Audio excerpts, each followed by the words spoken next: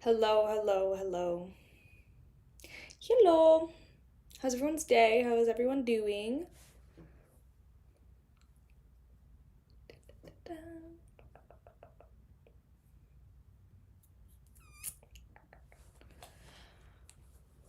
I'm going.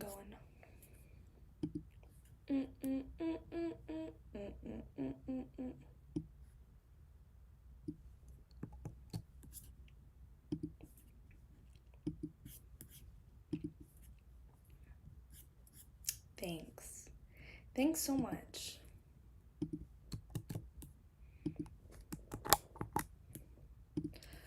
Little did you know, I actually am a mother.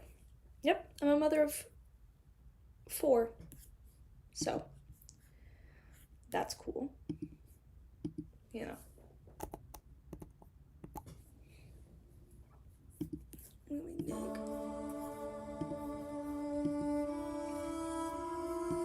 Dude, my skin is still so itchy, and you can see, like, where I've been scratching it. Because, like, my neck is so red now. I'm just like, fuck. And I just have, like, so much neck. So it's just, like, dude, it's so fucking long.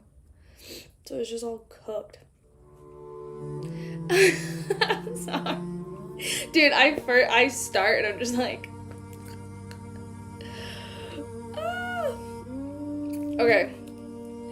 Chapter 1089. Okay, well, I was gonna start earlier, but obviously Wiz was streaming, and I'm not gonna cut into that. I'll be nice. So, we'll try and get as much done.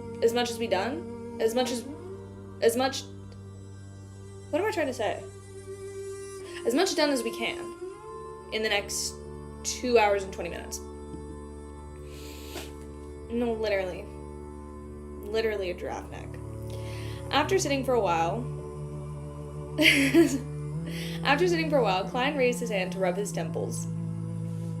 No, I know. Like, look at right here. I, like, woke up, and I guess I scratched in my sleep, and I had, like, a cut right here, and I was like, oh, that's cool. Klein raised his hand to rub his temples, then he stood up, took 4 steps counterclockwise, and went above the gray fog. He then conjured Gehrman Sparrow. By praying to Mr. Fool, he sent messages to Donitz and the Hermit Kalia. This message of the former was to remind him... Okay, Kami's got 90 scratch my neck. No, literally.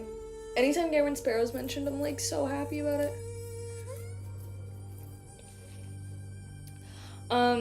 On the surface, there was nothing wrong with reminding him regardless. As a bizarre sorcerer, Klein had a certain level of understanding. Sorry.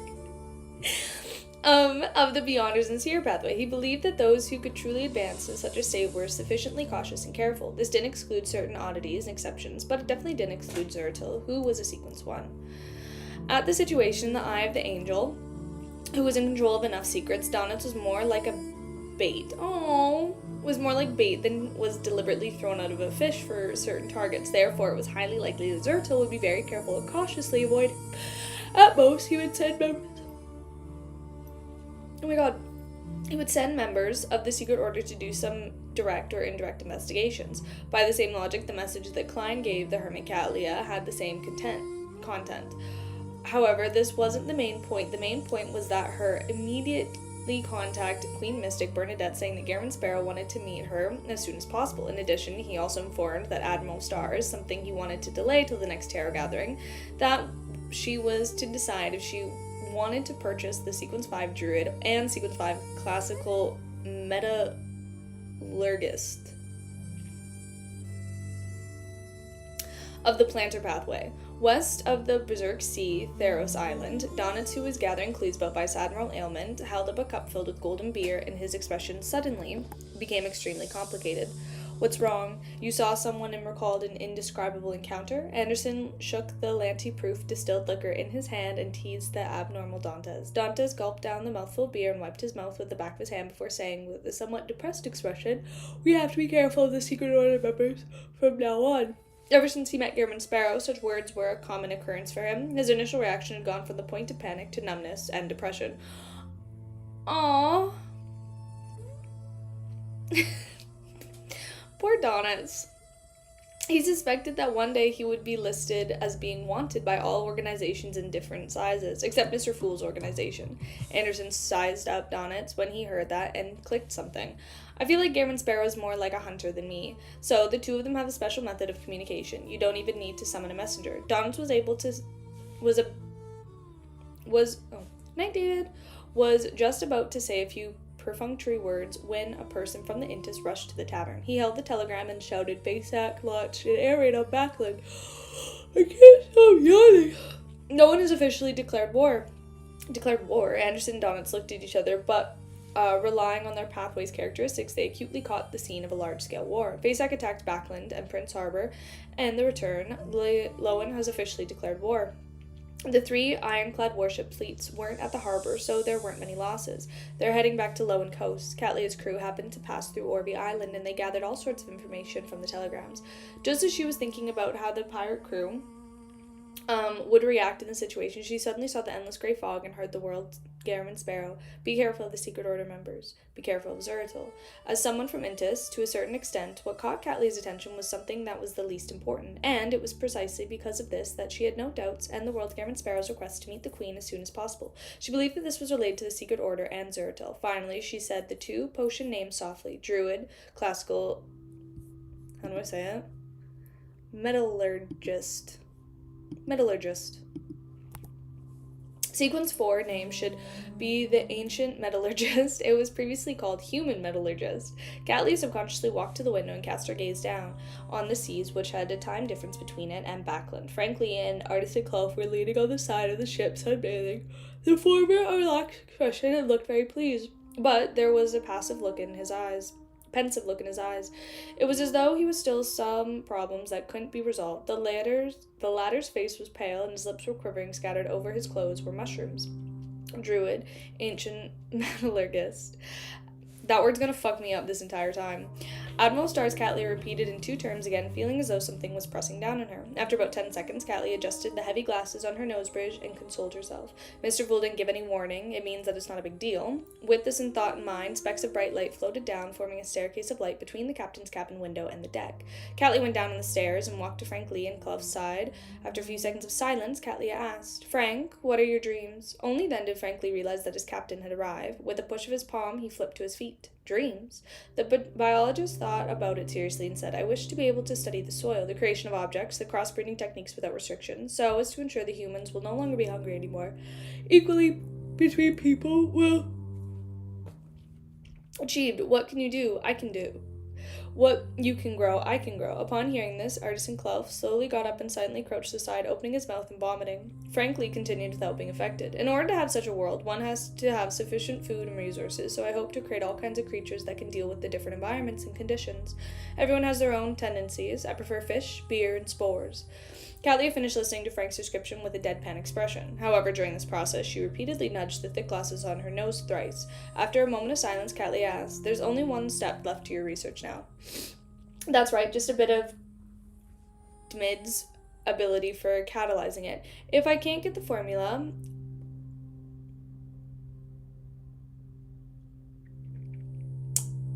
It's still in Mandarin characteristics. "Help me make the druid bionic characteristics I have into the mystical item." Frank answered frankly, "No, I won't help you, you devil." The silent vomiting Artisan Clough raised his head and shouted anxiously. Catlia watched the scene quietly. With the flip of her hand, she produced a gold coin. Ding! The gold coin flipped up before landing in Catlia's palm, heading face up. I have a druid's potion formula from Gammon Sparrow, 5,000 pounds.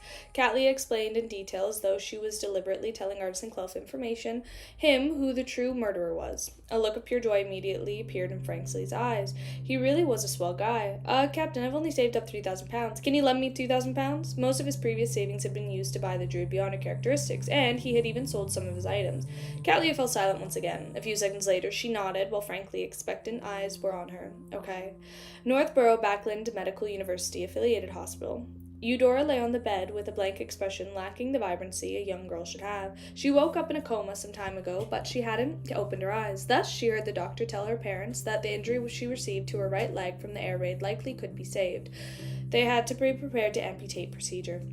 After that, she lay down in a daze, feeling as though there were many people coming and going one after another. Among them, the person who had originally only visited the students next door, the Lowen Charity Bursary Foundation director, Audrey, indicated that she was willing to pay for the subsequent treatment after hearing about her. The school's chancellor, Mr. Portland Moment, had promised to create a most advanced and most covenant robotic limb for her to walk like normal people. However, none of this dispelled the gloominess, heaviness, sorrow, and despair in Eudora's heart. She wasn't even 18, and she had yet to enjoy the beauty of life, but now she was about to lose a leg and lose her dreams.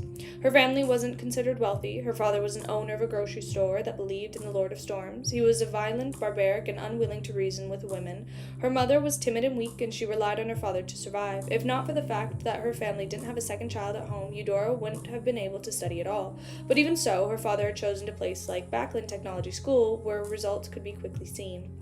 Previously, she had commented on how lucky she was that the Backland Technology School had been turned into Backland University of Technology.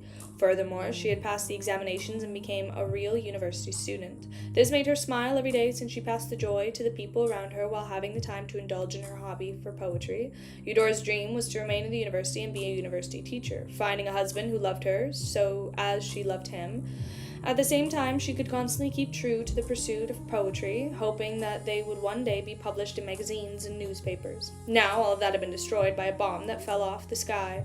It had been mercilessly and cruelly destroyed. After an unknown period of time, Eudora silently pulled up the blanket and covered her face. She let out a soft whimper that sounded like a baby beast. The crying didn't stop for a while. After a while, Eudora suddenly lifted the blanket and saw a black figure standing at her bed. Half of the black figure's face was covered by mushrooms. I heard the music stop, and then I read something about mushrooms. It's playing. Was covered by mushrooms, while the other half was covered by weeds. In the black figure's head was a wooden cane. Eudora couldn't even scream. She felt like her heart was about to burst out of her chest. The black figure touched her with the tip of a cane. Hi, Chris. Eudora felt her heart return to normal while her right leg felt cold, as though she could feel her leg again. When she looked at the bedside again,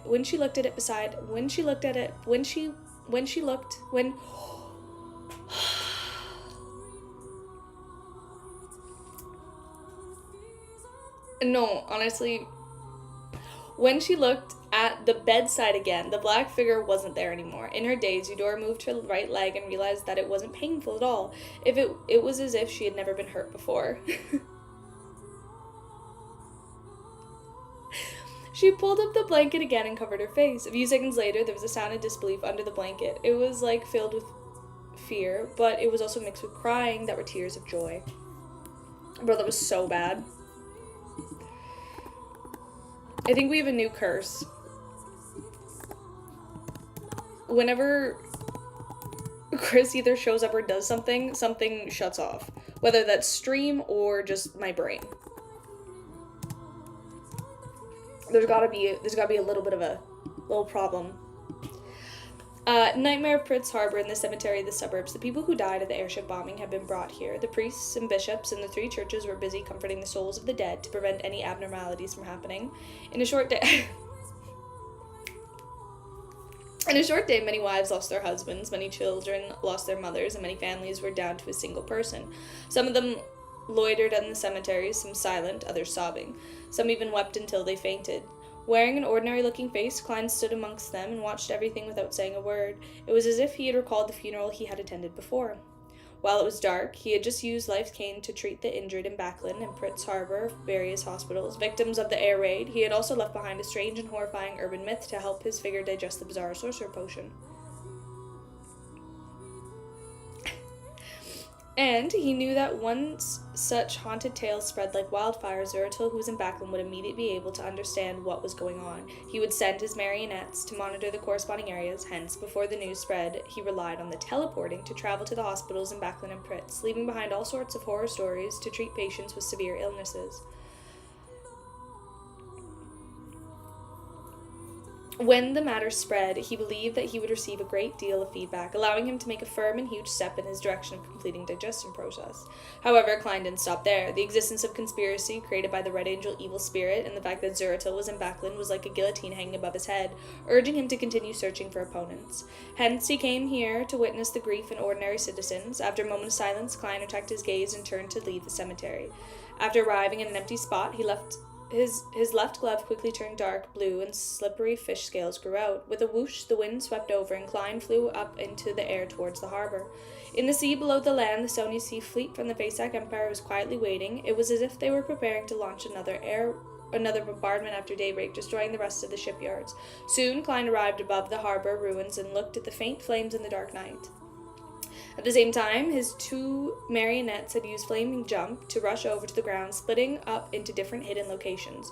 From what he had heard and seen, Klein didn't have any doubts or feelings towards what he was about to do. However, he was still confused. Taking revenge on the invaders was a legitimate matter, but if he were to seriously injure the Faceac fleet, the happiest person would be the Lowen King, George III, the true mastermind behind all of this. One of the culprits who had pushed for war. There were too many principles in this world, but only those who have truly experienced it will realize that there are times when doing nothing is the correct path. It will fill one's heart, and with conflict. With a sigh, Klein turned his attention to the information he had received from the Hanged Man. The commander of the Sony Sea fleet from the Phaeacian Empire was Admiral Edgar Enhorn. He was a demigod from the royal family, currently a Sequence 4 Iron Blood Knight of the Red Priest pathway. Through this information, together with the contents of the Red Priest card, more key points surfaced in Klein's mind. Iron-blooded Knight can make women turn into men, and also make them have courage that is comparable to steel. Not only can they control manipulate types of flames, but they're also masters in this domain. They can even turn their own flames into steel. On the Nepos, the flagship of the Faceac Empire, Sony Sea fleet, a blurry man with a thick beard more than 2 meters tall, Igor Enhorn was sitting behind a desk. As he drank Sonia blood wine, he pondered over what to do next. After daybreak, Lowen's airship crew will definitely attack. Their Pritz ironclad warship and the corresponding fleet will return soon. If they continue staying here, I'll be left with a passive situation. Although I'm an iron-blooded knight, allowing the entire fleet's power to gather onto me while disturbing the damages.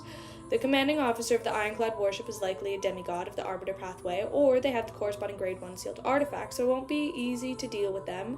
If I'm not careful, they might be able to make use of the advantage of their fleet's speed and armaments. Retreating is the best option. After that, we'll continue attacking the coastal ports while the Lowen Navy is damaged. This war is indeed a good opportunity to digest potions. See, I fucking knew that, it was gonna digest, I didn't know, but I was I feel like if a war breaks out, a lot of people are gonna benefit.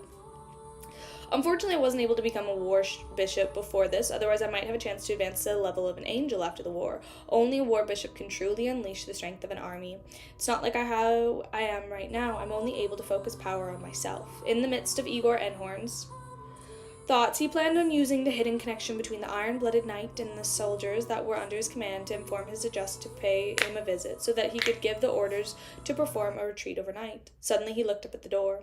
There was a knock at the door.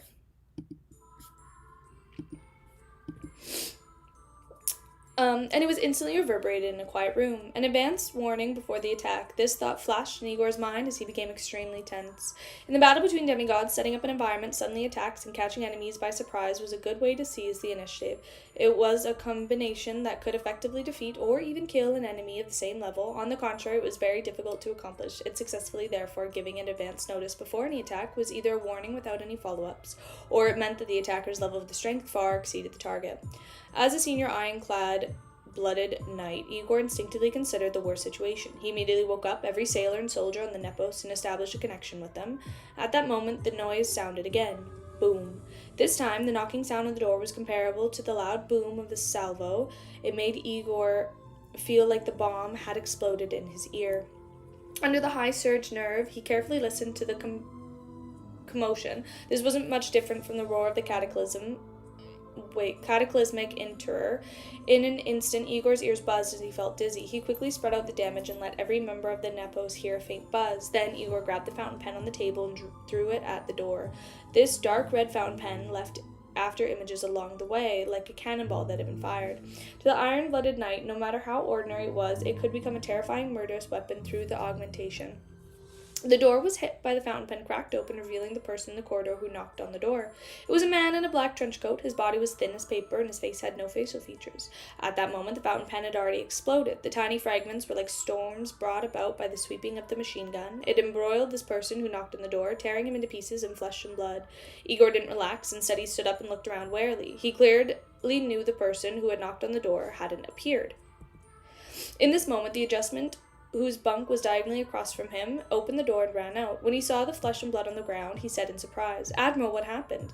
"There's an intruder." Before Igor could finish the sentence, his gaze suddenly froze on the adjutant.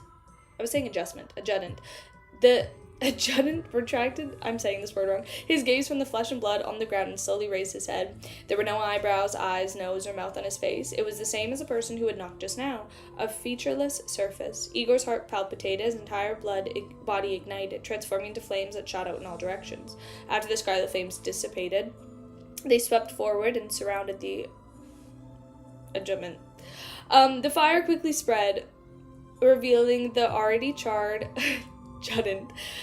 When the cold wind blew past, it keeps coming up. The adjutant collapsed in a pile of ashes. The flames didn't stop as they flew out of the room, one after another, forming a tall and burly Igor in midair.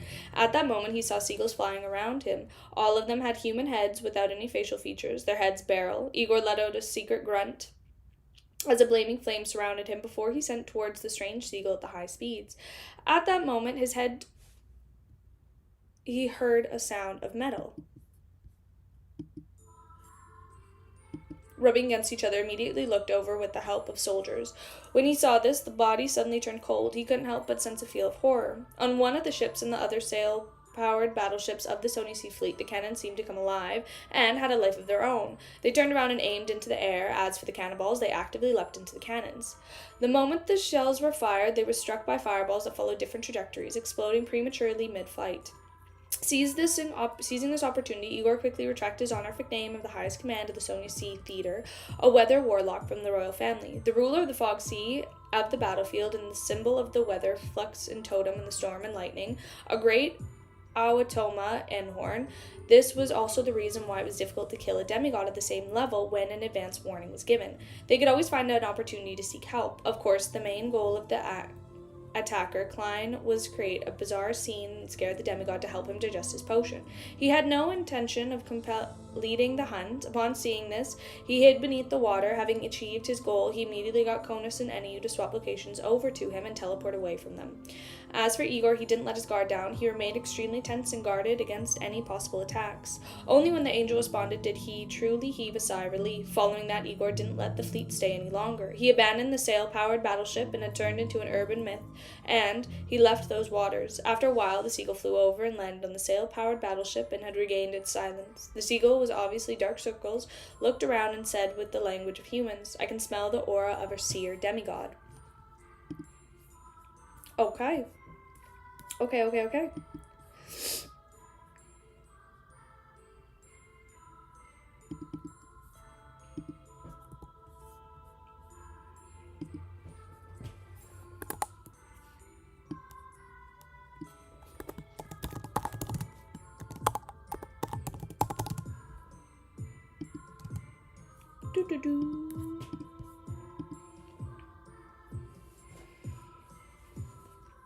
Yeah. Honestly, here's the thing. It could even be spelt wrong, and I'm just saying it wrong. That's all it is. Did you change the music and it's not working? Because it's still working for me.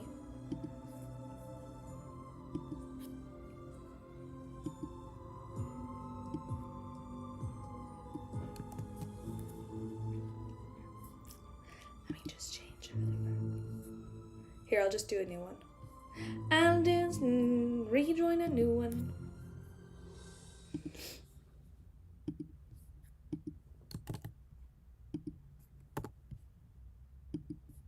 There it is. Got it. Oh my god, I don't know why my skin is so itchy. I'm gonna, like, claw it off at this point. Backland Empress Borough.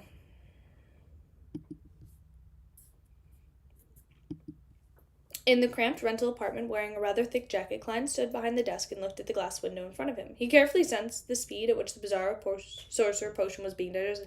So I'm assuming he's gonna be digesting his potion by the end of this volume. Are we gonna see him advance by the end of this volume? Bro, that means he be at sequence 3. That'll be crazy. There we go. It was really fast and even more than the first 3 months of my digestion combined. However, there's nothing I can do about it. Before I receive life's cane, I could provide sufficient treatment, and I have to make sure that the heart of the target can't go and withstand the fright they experienced. So as a result, I was able to go to the hospital to create an urban. Similarly, if I wasn't for the fact that the war broke out, it would be rather difficult to find other demigods, those whose whereabouts that can confirm mostly their own home ground. To secretly invade and create the bizarre sense of horror will involve turning innocents into marionettes. Even if there's no other choice, I wouldn't have considered it. Klein shifted his attention away from himself and sighed silently. He then repeated the word in his mind, war. At this moment, the street lamps in the distance were lit up. East Borough was pitch black, with the occasional policeman patrolling the streets and lanterns. In the past, these policemen wouldn't have been so enthusiastic. Now that the war had broken out, they had to carry out the corresponding curfews before to ensure that there was an order and security. War. Klein repeated the word softly again. In a daze, he saw the part of the ending. The Lowen King George III had finally broken through the shackles. He no longer worried that any of the 7 deities will strongly object his apotheosis. He can officially push for the various rituals needed of Backland Emperor. What followed will definitely depend on himself, or should I say himself, as long as he can withstand the impact of the potion, and as long as he can maintain his rationality, he would be able to ascend to the divine throne and advance to sequence 0.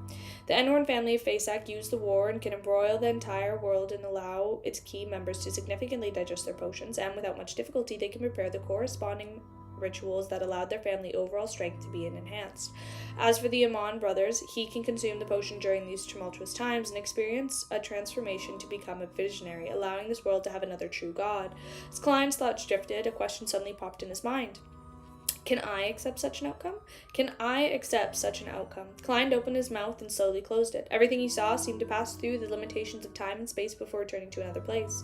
It was extremely thick, slightly pungent, cold, and moist smog, which was yellow and slightly iron-black in color, which had permanently through the entirety of Backland. It was the tramps who were suffering the ailments, hunger, pain, and cold before pushing to the brink of death. He was also struggling to survive. For the sake of food, he pushed himself with all of his might, not daring to slack off at all.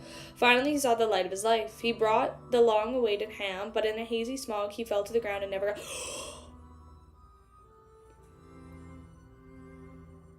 I just realized what I was reading.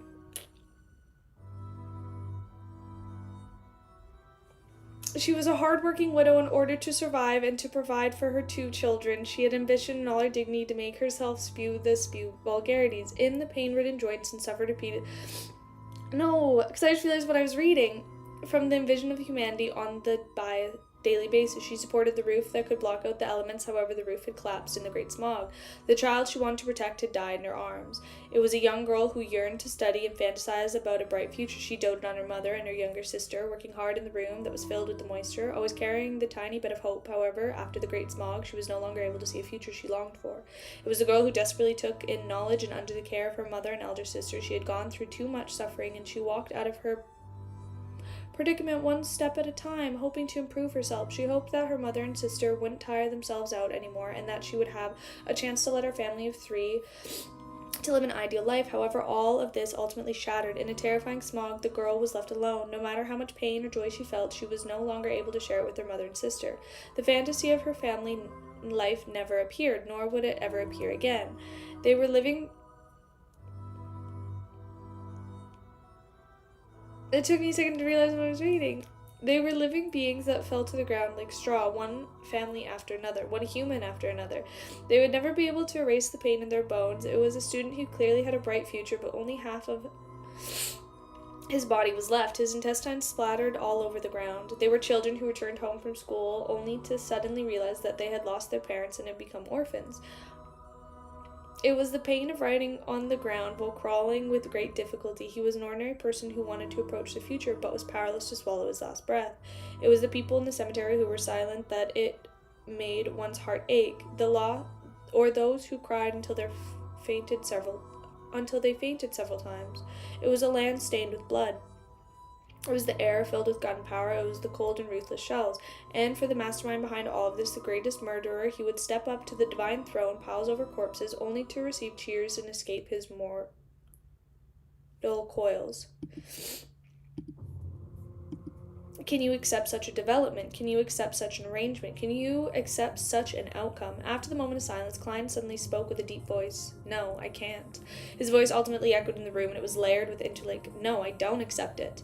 There were still lingering echoes in his ears as the corners of his mouth curled up. Klein gave a self-deprecating laugh. The 7 deities already tactically accepted it. What meaning is there even if you don't accept it? Once again, he fell silent. After a long while, he finally exhaled and said to himself with a calm expression, even if it is meaningless, some things still ought to be done. Oh my god, I fucking love Klein! In this world, how could there be so many things that were guaranteed to succeed, that there were value or be use? In the corner of Klein's mouth curled up, he looked away, turned around, and entered the room inside the rental flat. Although he had already made up his mind, he had no intention of doing it rashly. With the current level and status, no matter how hard he tried, it would be difficult for him to affect George III's matters. Other than throwing away his life, there would be any other outcome. Furthermore, if this resulted in chaos in the Lowen Kingdom during the critical period of war, resulting in the invasion of the Fasak army, then the deaths and injuries of the innocent would only be 10 times or even 100 times worse than the Great Smog of Backland. All I can do now is make preparations. On the one hand, I have to improve myself. On the other hand, I have to make more preparations and patiently wait for that opportunity. Klein muttered silently to himself. He found a black sticky blob and split it into 2 before smearing one half uniformly on a mirror. This was the way to contact Demoness Trissy. Nice.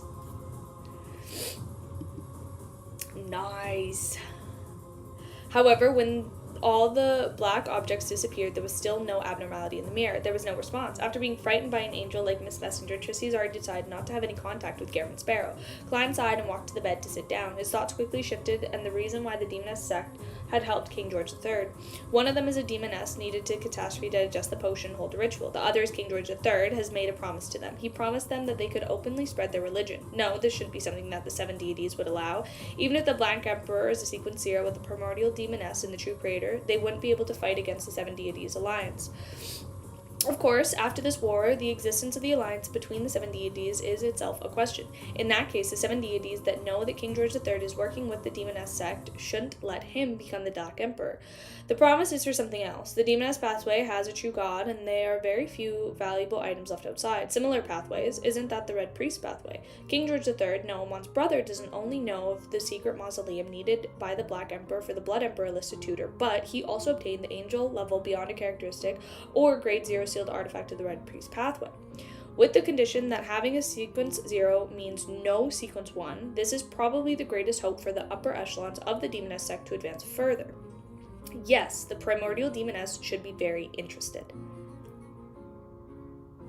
This can explain why the Demoness sect is providing help. The Red Angel Evil Spirit is searching for the Saintess of White, Katarina, and it doesn't seem to be as simple as he said. No, he didn't say anything else besides using common knowledge and reactions to guide me into thinking that way. Klein's train of thought gradually became clear. He decided to use Saintess of White, Katarina as a breaking point, making her his next target. However, before that, he had to listen to what Queen Mystic had predicted. He wanted to know what she was planning to do in Backland from her mouth. Only by understanding the situation could he find and seize the opportunity. The next morning, the Hermit Cat Leah conveyed the words of Queen Mystic Bernadette. Today, between 12 and 12:30 p.m. at Sorenzo Restaurant, Golden Theater, in the name of a private room. When Klein arrived at 11:55 a.m., he used the illusion to deceive the waiter, and he walked all the way to the room and waited patiently. After a while, he took out a golden pocket watch and opened it. With that, he put away the pocket watch and counted down to 10 silently. Then he raised his right hand, knocked on the door of the Golden Theater.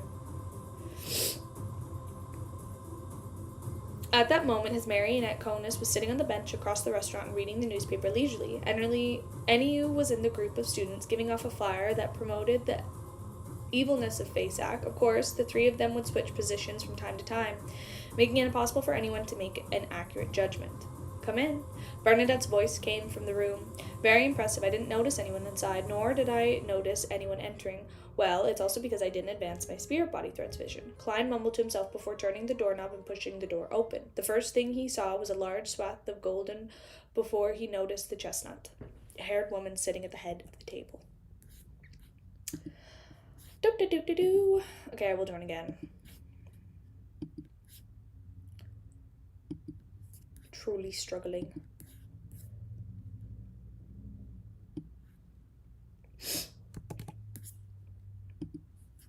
Are there any chapters that I do have to read together soon?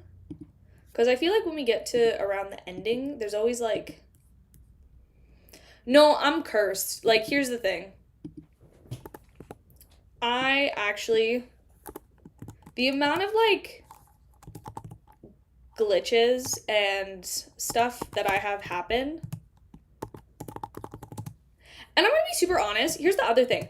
I never used to have, like, such bad technology issues until I started reading this. And then ever since I started reading this, I've continuously had things happen. My eye, hitting an owl, the internet working, everything. It could be a skill issue. Totally could be a skill issue.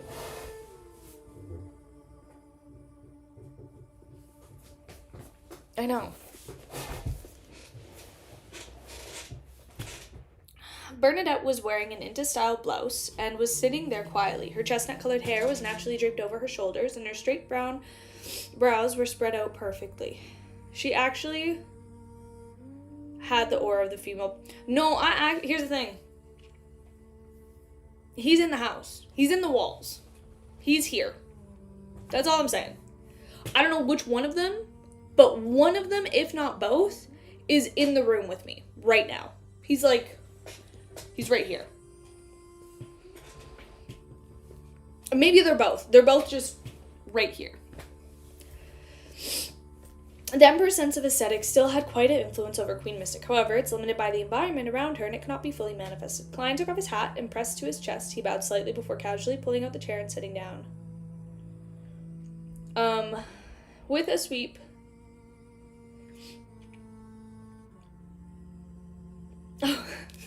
No, I can't see them. Are they just there? I hear them. They're making fun of my reading abilities. Why did you contact me so urgently this time? Aren't you a clairvoyant? Didn't you receive a hint of revelation? Clyde subconsciously replied in his mind before he felt that he was being too arrogant. This should be the after effects of interacting with the Red Angel evil spirit for too long. With his level, it would naturally affect the people around him.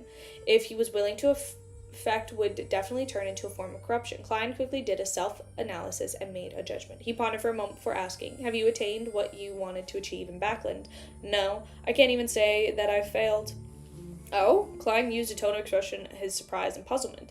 Bernadette glanced at him and said unhurriedly, there's a strange name for a sequence 2 potion in the Mystery Prior pathway. It's called Sage, or the Sage. To advance this level, one has to prevent a disaster from involving a high level.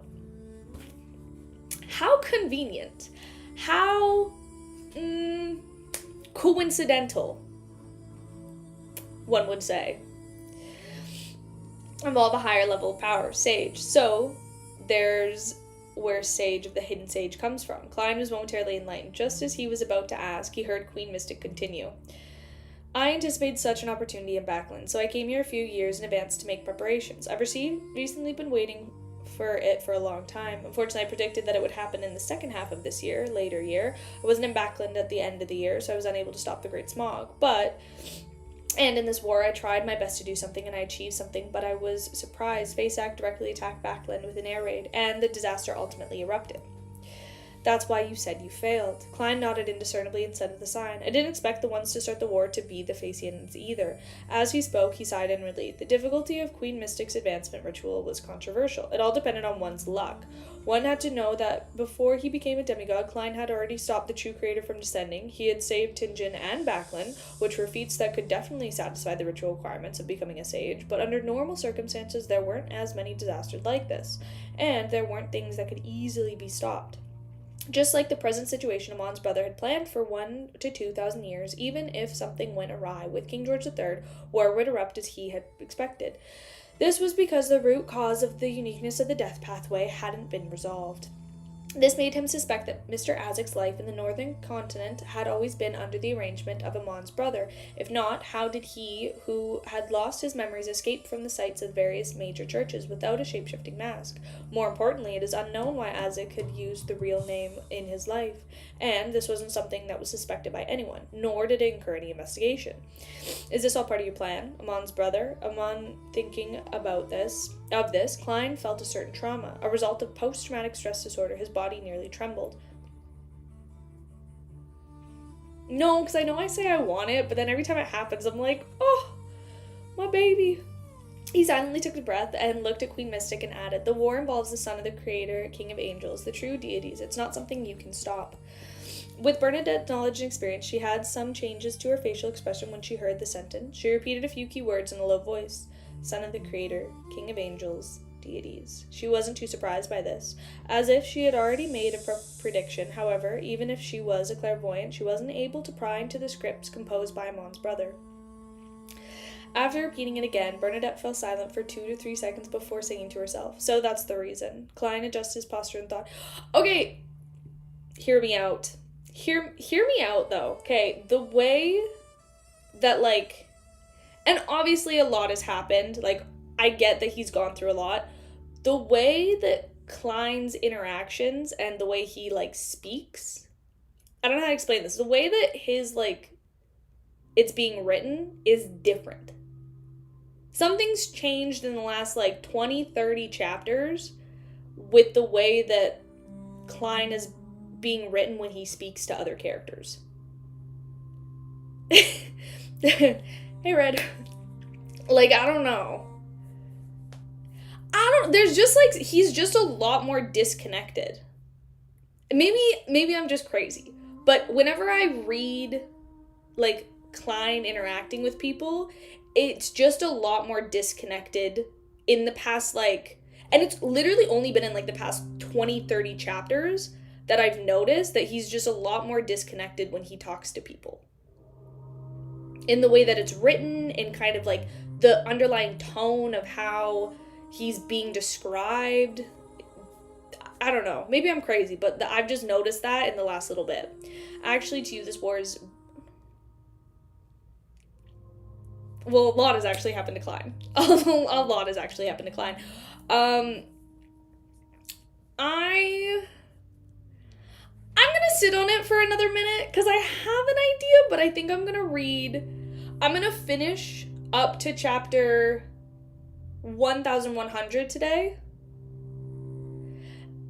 That's what I'm wondering, and, like, that's what I thought. I was like, I feel like him having all these different personalities and jumping between personalities, I think it's starting to weigh, because the way that he's being written lately, it's very different.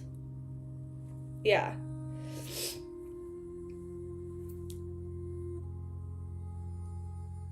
Okay, that's fair. I'm gonna finish my reading session today, and then I have, like, I'm gonna touch on this again, because I'm like, no, something's going on. Klein's not acting like Klein right now. But that's the thing, like, even when he's pretending to be Dwayne Dantes or Cameron Sparrow or, like, anybody else, it's still being, like, different. Yeah. Actually, to you, this war is also an opportunity.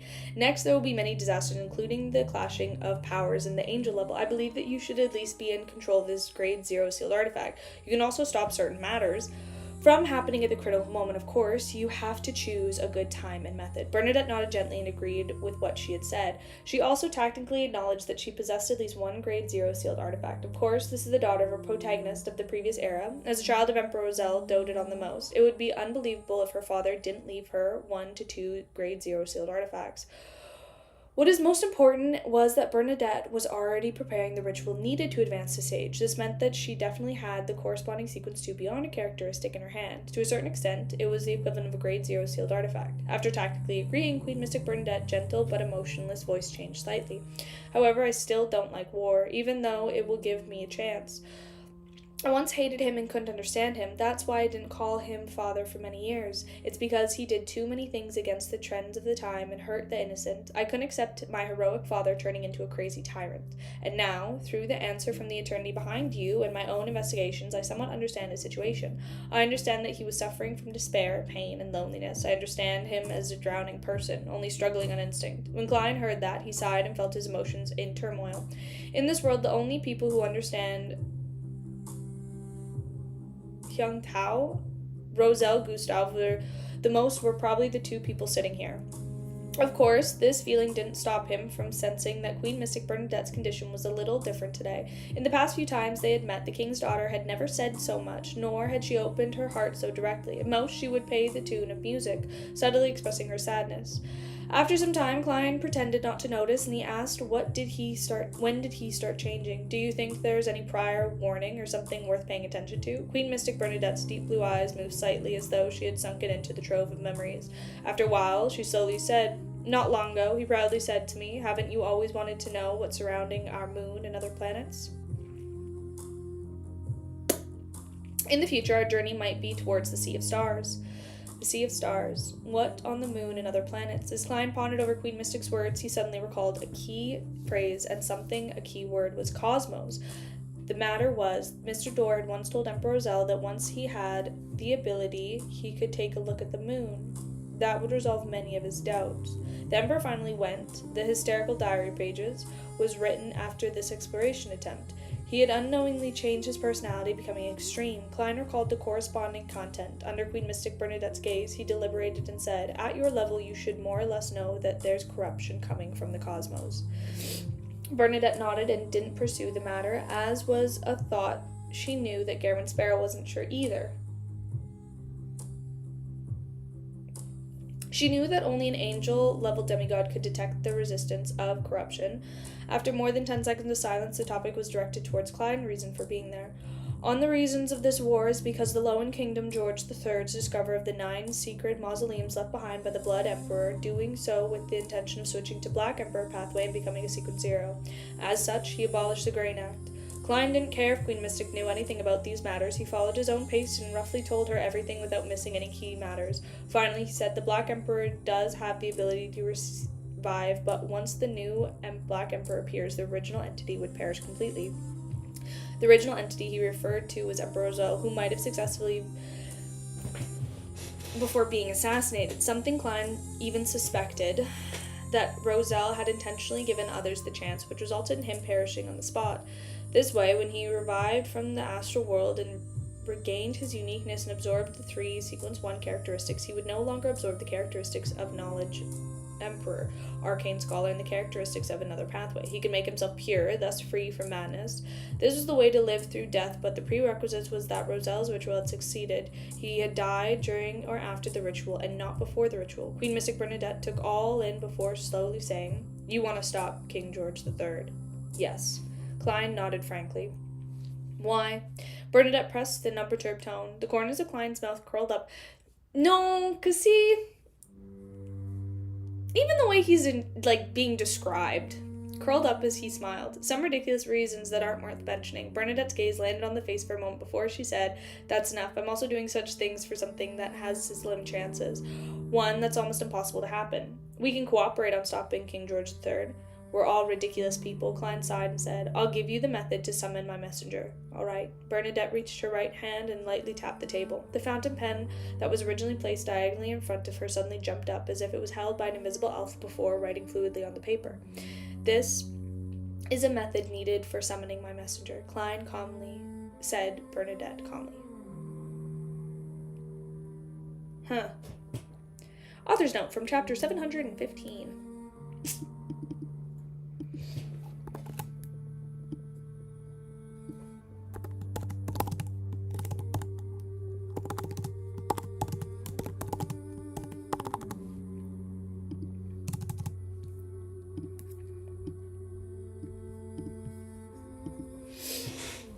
Queen Mystic's powers are all very fantastical, no fairy tale-like. Klein glanced at the fountain pen and was writing on its own. He took out the pen and paper from his pocket and wrote on the incantation to summon his messenger. He also indicated that each letter delivery needed the payment of a gold coin. Right on the heels of that, he handed the piece of paper to Bernadette and took the other party's piece of paper. He quickly scanned through it. An invisible creature that roams the upper realms, a strange spiritual body that is a friendly to humans messenger that belongs solely to Bernadette Gustave. There's a certain difference between this and the standard incantation, but it's easily the same. Queen Mystic must have deliberately changed it to prevent others from trying out the summoning incantation and using the connection between the messenger and the contractor to lock onto her. For me, it doesn't matter. My messenger is an angel. Only she can threaten others, and no one can threaten her. Even if she were to meet Zeratil, she should have the ability to protect herself and escape. Klein mumbled inwardly and shook the piece of paper, igniting it into scarlet-red flames. As she looked at the piece of paper, turning to the dark ash amidst the flames, Queen Mystic Bernadette said without emotion, "What are your thoughts regarding the preventing of King George's matter?" Having already made some considerations, Klein deliberately slowly spoke. "First, don't be rash. Don't take risks that we can't bear. Don't hurt the innocent." If not for the fact that Queen Mystic Bernadette had mentioned earlier that she hated wars and hated harming the innocent, Klein would have said so directly to prevent exposing his weaknesses. He would have used the mid-air to more roundabout methods to achieve his goals. Upon hearing this, Bernadette nodded slightly in acknowledgement. Then, there are only three possibilities. One is to destroy the ritual in the critical moment and let George III's advancement fail. The second is to attempt an assassination in advance so that he won't be able to hold the ritual. Klein deliberately didn't give his third idea, as his first analyzed the viability of the first two possibilities. Assassination is an extremely slim chance of success. George III, or should I say, the one who will become the Black Emperor, should be a sequence 1, so it's not someone we can deal with. Even if he has yet to advance to sequence 1, he will definitely have acted ahead of time. Once he completes the preparations for the ritual and consumes the potion, he will be able to quickly digest it and build a foundation for the future. Of course, even if the situation has a very slim chance of happening, the person must be at least a sequence 2 level. Furthermore, the Augustus family definitely has no lack of grade 0 sealed artifacts. Together with the protection bestowed to him, it's impossible for us to succeed. Here, he changed the way he addressed George III from him to him. After calmly listening to everything, Bernadette seemed to do an assessment. As long as we can create a good opportunity, a sequence 2 can also be assassinated.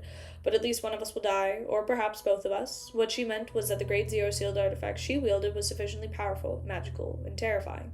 However, if she wanted to fully use it, the price paid would be very high. Is Bernadette gonna die? No, I can't do it. Is Bernadette gonna die? Is Bernadette gonna die? Is Bernadette gonna die? Somebody tell me right now, so I can stop. In this case, there's... No, don't do this, don't do this, don't do this. No, because, dude, Cuttlefish truly doesn't have a heart. He truly does not have a heart. Nope. Actually doesn't have one. In that case, there's really a chance. This is because I lied just now. If it really had to give it my all, I could still find Willa Septon, Palazoras, and Miss Messenger to help me. I can let them use the Yesterday Once More charm to recover their normal states for a short period of time. The problem is that I don't know how much of the price needs to be paid, or what kind of effects it would have on the situation. I also need to consider if I would end up involving King of Angels like Aurora, Boris, and Amon. No, can we not? No, I don't really want to. How about no one dies? How about everybody's happy? Klein wakes up and it was all a dream. And none of this actually happened. And everybody's happy and alive. And he wakes up and goes to work. And all of these people just happen to be his coworkers. That'd be cool. If it wasn't even honest to the cooperation nor the effects to trust Queen Mystic, instead Willa Septon and Palazoras are being pursued. So once their whereabouts were exposed, it will be very likely that it would lead to their deaths, and was something that Klein absolutely didn't want to happen. I'm also curious about that everyone will die, including me. Does that mean that everybody is dying? Like, does everybody, like, are we still on about that? Like, is that still a thing? He vaguely said, if assassination attempt is the only solution left, I can invite at least 2 angels to help. This was referring to Death Consul Isaac Eggers and Snake of Fate Willow Septon, who Bernadette already knew of. She could guess the latter through the drop of mythical creature's blood. Bernadette was extremely surprised. This is the entity's will. Without the consent of the fool, how could his bless seek the help of angels? He was tactfully agreed to it. Klein spoke in absolute truth. Queen Mystic's blue eyes turned darker. She didn't say another word and only nodded slowly.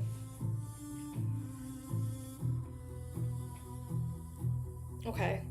As for Klein, he brought the topic back on track. The destruction of the ritual might be relatively simple, but it has to be done in the most critical moment. Otherwise, it will only be delaying King George III's apotheosis. He has already received the tactful consent of the deities, so he is concerned about that. Even if the mausoleum is destroyed, it would take a long time for him to rebuild it, and it being destroyed as a critical moment will cause him to fail the advancement and lose control and become a monster. No deity would allow such a creature to roam the world freely. A deity's descent will definitely happen to kill it off. The problem is that the King of Angels' reminder to help King George III won't take it lightly. He will definitely arrange for the most secure protective measures, and difficulty might be on the lower than directly killing him.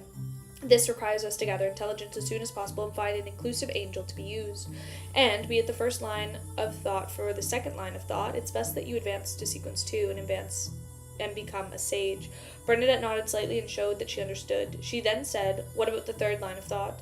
Klein was silent for a few seconds before saying, if the ritual was successful back then and the Emperor had already advanced to sequence 0, then he would still have the chance to revive.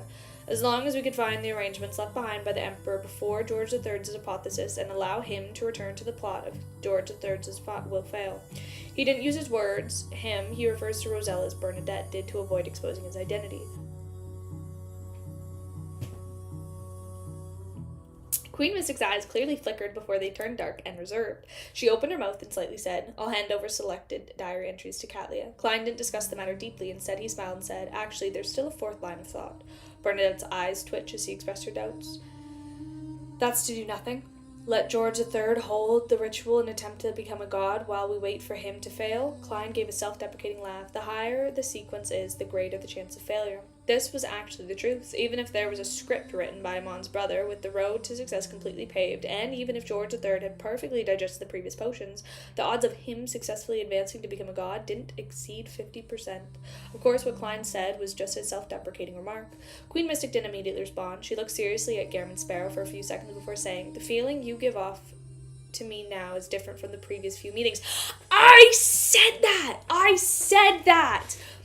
Thank you! I literally just said that. He's acting different. I'm taking advice from my psychiatrist. Klein smiled, describing himself in a very serious mental patient. Without another word, Bernadette retracted her gaze and looked at the fountain pen lying on the table. Then, let's gather the corresponding information and maintain communication through letters. At this point, she paused for a moment before speaking again. Her gaze remained unchanged. Actually, I'm wondering if he might have already been resurrected.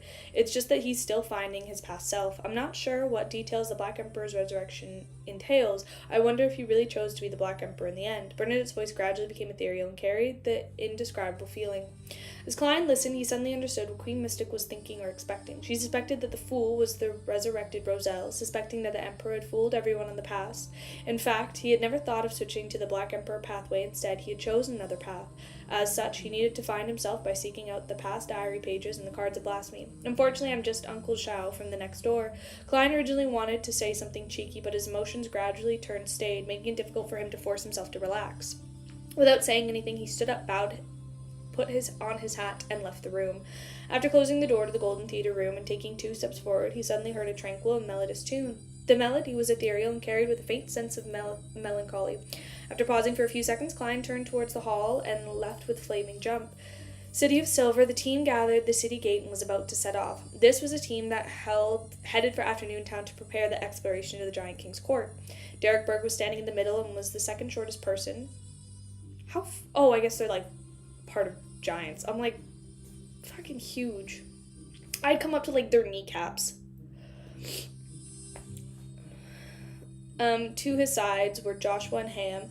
They were prepared to receive an unshattered crucifix at any time to prevent Derek beyond a characteristic from being purged. This sealed artifact required 3 people to take turns and resist the negative effects. As he looked down at the creator's relic, he suddenly felt someone looking at him. He subconsciously looked away and saw that it was member of the 6-member council, Shepherd Lovia. The woman who was shortest in the group had long, silver, slightly curled hair. She was looking at the ancient, molten, unshattered crucifix with her pale gray eyes. Her gaze seemed to be blazing hot. Upon sensing Derek's gaze, the shepherd elder's lips twitched, revealing an indescribable smile. "This is the Lord's item." For some reason, Derek shivered. Then he heard the chief, Colin Iliad, say, "Let's set off." I love how he's like, she's the shortest one, and she's probably like 6 feet. But I said that. I was like, no, Klein's he's acting different. He's acting a little off right now.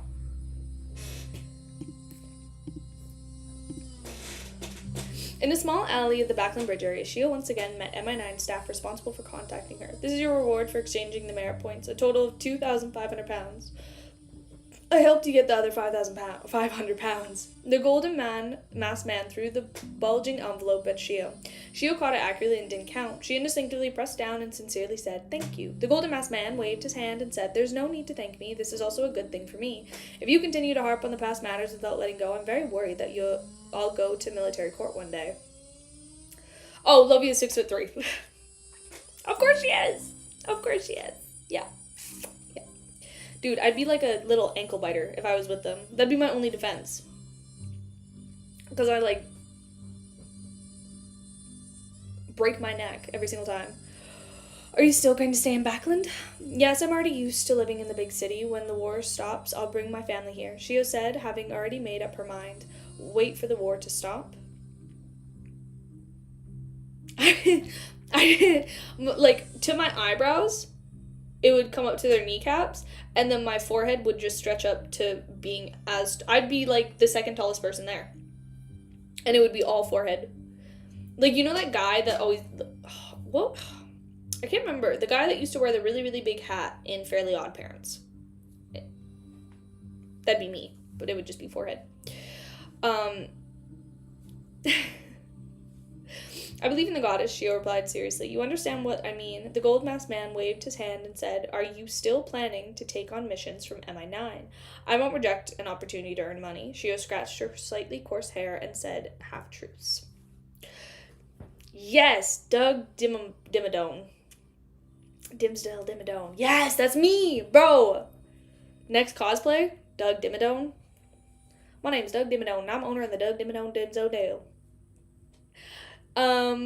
Yes, the golden masked man nodded and said, "The main thing to take note of during the war is to deal with the spies from all over the world. There's a suitable mission for you. I'll look for you." "All right," Shio replied without saying any longer. She cautiously and carefully retreated out of the dark alley. After watching her figure disappear, the golden masked man looked at the shadow of the corner and said, "She was likely used to some particular faction. She was abandoned after she stopped investigating the manor." In the shadow of the corner, the deep voice sounded. "On the surface, it looks like that, but there's no need to pursue or worry about the truth. Even if she can figure out the truth and spread it, it will not affect His Majesty's matters. The Church of Evernight has already tactically agreed. That's for the best." The golden masked man silently exhaled. After returning to her residence on the edge of East Burrows, Shio said to Fours, who was sitting at the bed and reading the newspaper, "I received 2,500 pounds. Fours put down the newspaper and her eyes moving slightly as she focused on them making calculations. That's enough. Shio had savings of more than 600 pounds, and with the 2,500 pounds, other than her necessary expenses, she had 3,100 pounds to spend freely. And her purchase of the Judge Potion formula was 2,000 pounds, and the Bionic characteristics was 3,500 pounds. In other words, she was still short 2,400 pounds, something that Fours could lend her. After borrowing the sum of money, Fours' savings would be reduced to 780 pounds. However, this didn't affect her at all. She had the subsequent potion formula and the main ingredients, so she didn't have many expenditures for a long period of time into the future. Occasionally, she could even earn a little money from renting out Leymano's travels. "Yes," Shio nodded. "I'll complete the transaction as soon as possible and strive to advance the Sequence 6 as soon as possible."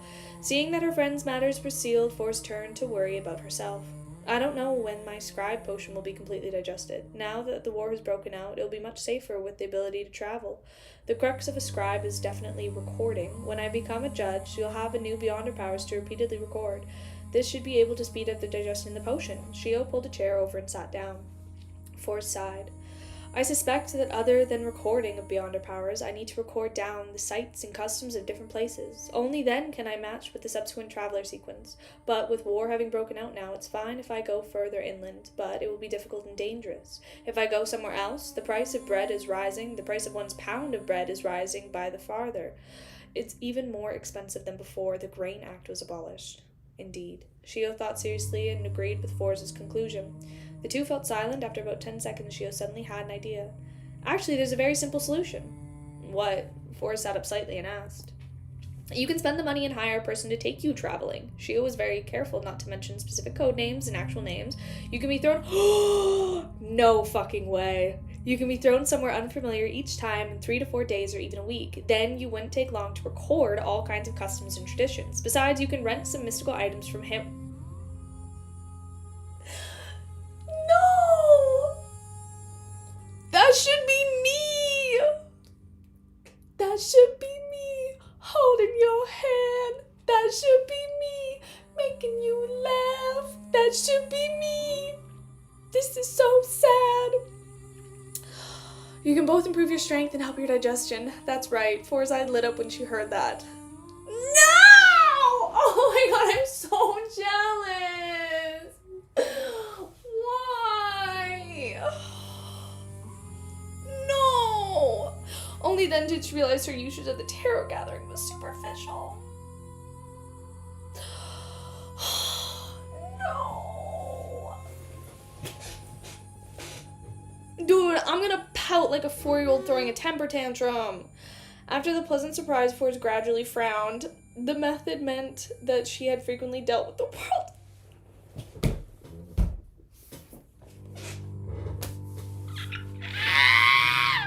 Garen Sparrow and thought of the crazy adventure it left her trembling. Oh, bro, I want him to leave me trembling. Oh, I'm so sad. Indeed, there's nothing that doesn't require a price. To digest the potion, I can only take the risk. Finally, Forrest made up her mind to make the request next week to the tarot gathering. In an apartment several streets away from where Shio's and Forrest stayed. After returning to the Sorenzo restaurant, Klein was sitting in front of the table. He quickly flipped through today's newspaper and summarized the important information he had received.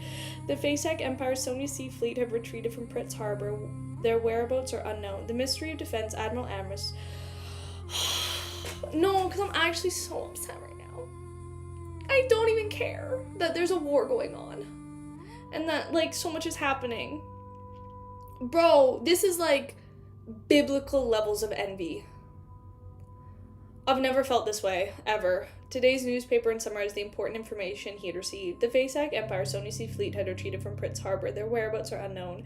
The Ministry of Defense Admiral Amherst was indicated that he will strengthen the coastal defense and allow the 3 ironclad warship fleet to not return too hastily, and will take detours to avoid being ambushed.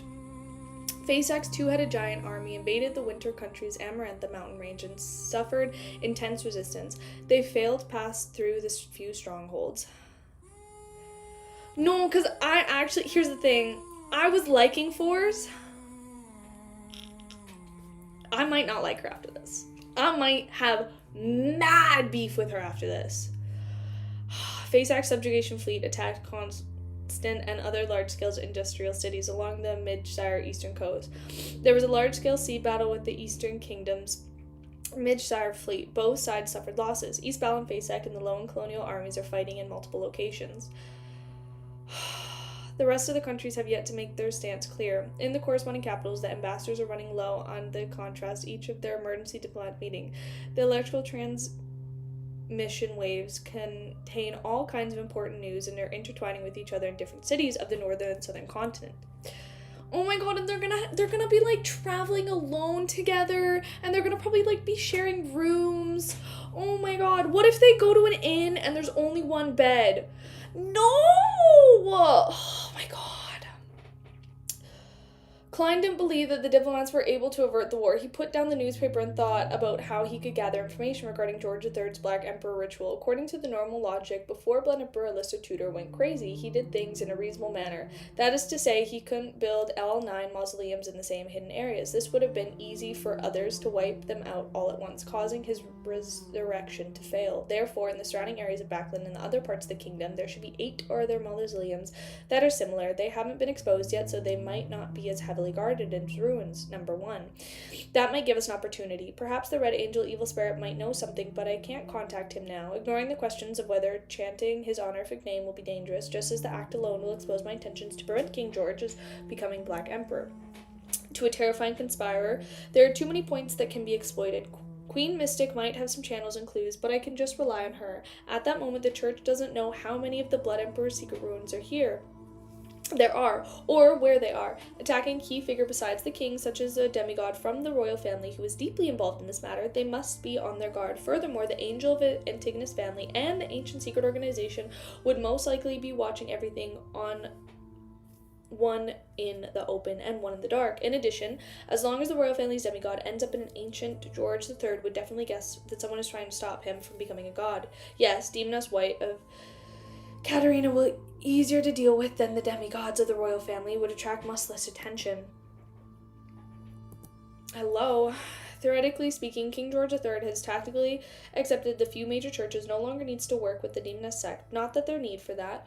If not for some particular reason, the two sides would completely tied together in this matter. The first thing he needs to do now is to cut off ties with the Demoness sect. Of course, he would most likely not betray the Demoness sect directly on the one hand. The Demonesses are also adept at ploys, so they would be unwary. On the other hand, they argue that the upper echelons of the Demoness sect, King George III's Black Emperor ritual, might not be that safe. This is an organization with the true deity grade 0, sealed artifacts, and the angels. As long as King George III is still rational and the correct method is to follow the agreement and give everything that needs to be given, then he will send the members of the Demoness sect away during the process. He will use the help of the angels from the mind domain and even the King of Angels to ease the key memories of the Demoness sect participating in the matter. If that's the case, even the Demoness of White, Katarina, goes missing for some time. It would alert King George III. He might not even know. And from the perspective of the Demoness sect, the matter has come to an end. The various churches have also tacitly agreed that if they no longer need to hide like they did in the past and can move about freely. This gives me and Queen Mystic a chance. Yes, Vice Admiral Emmett will likely appear again. From her appearance and the attitude of the Demoness of White from back then, I can determine that she and Katarina are related by blood. With this in mind, Klein heaved a sigh of relief, cast his gaze out the window and silently muttered, I hope Anderson and Donitz can find the pirate admiral as soon as possible. I hope that the City of Miracles and Grozel's travels can effectively destroy the influence of the mind domain. All he can do now was wait patiently. Berserk Sea, Theros Island. Donitz said to Anderson in delight, I just learned that the southern west region in this place isn't a normal sea route. There's an island with no resources, but it's hidden enough.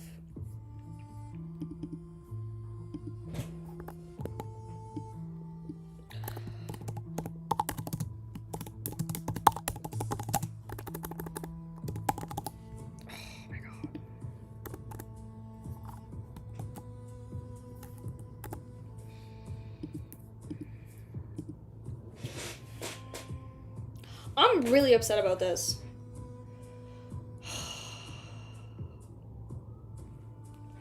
They better have different rooms. You suspect that Vice Admiral Ailment's fleet is hidden there. Anderson... Oh, Chris!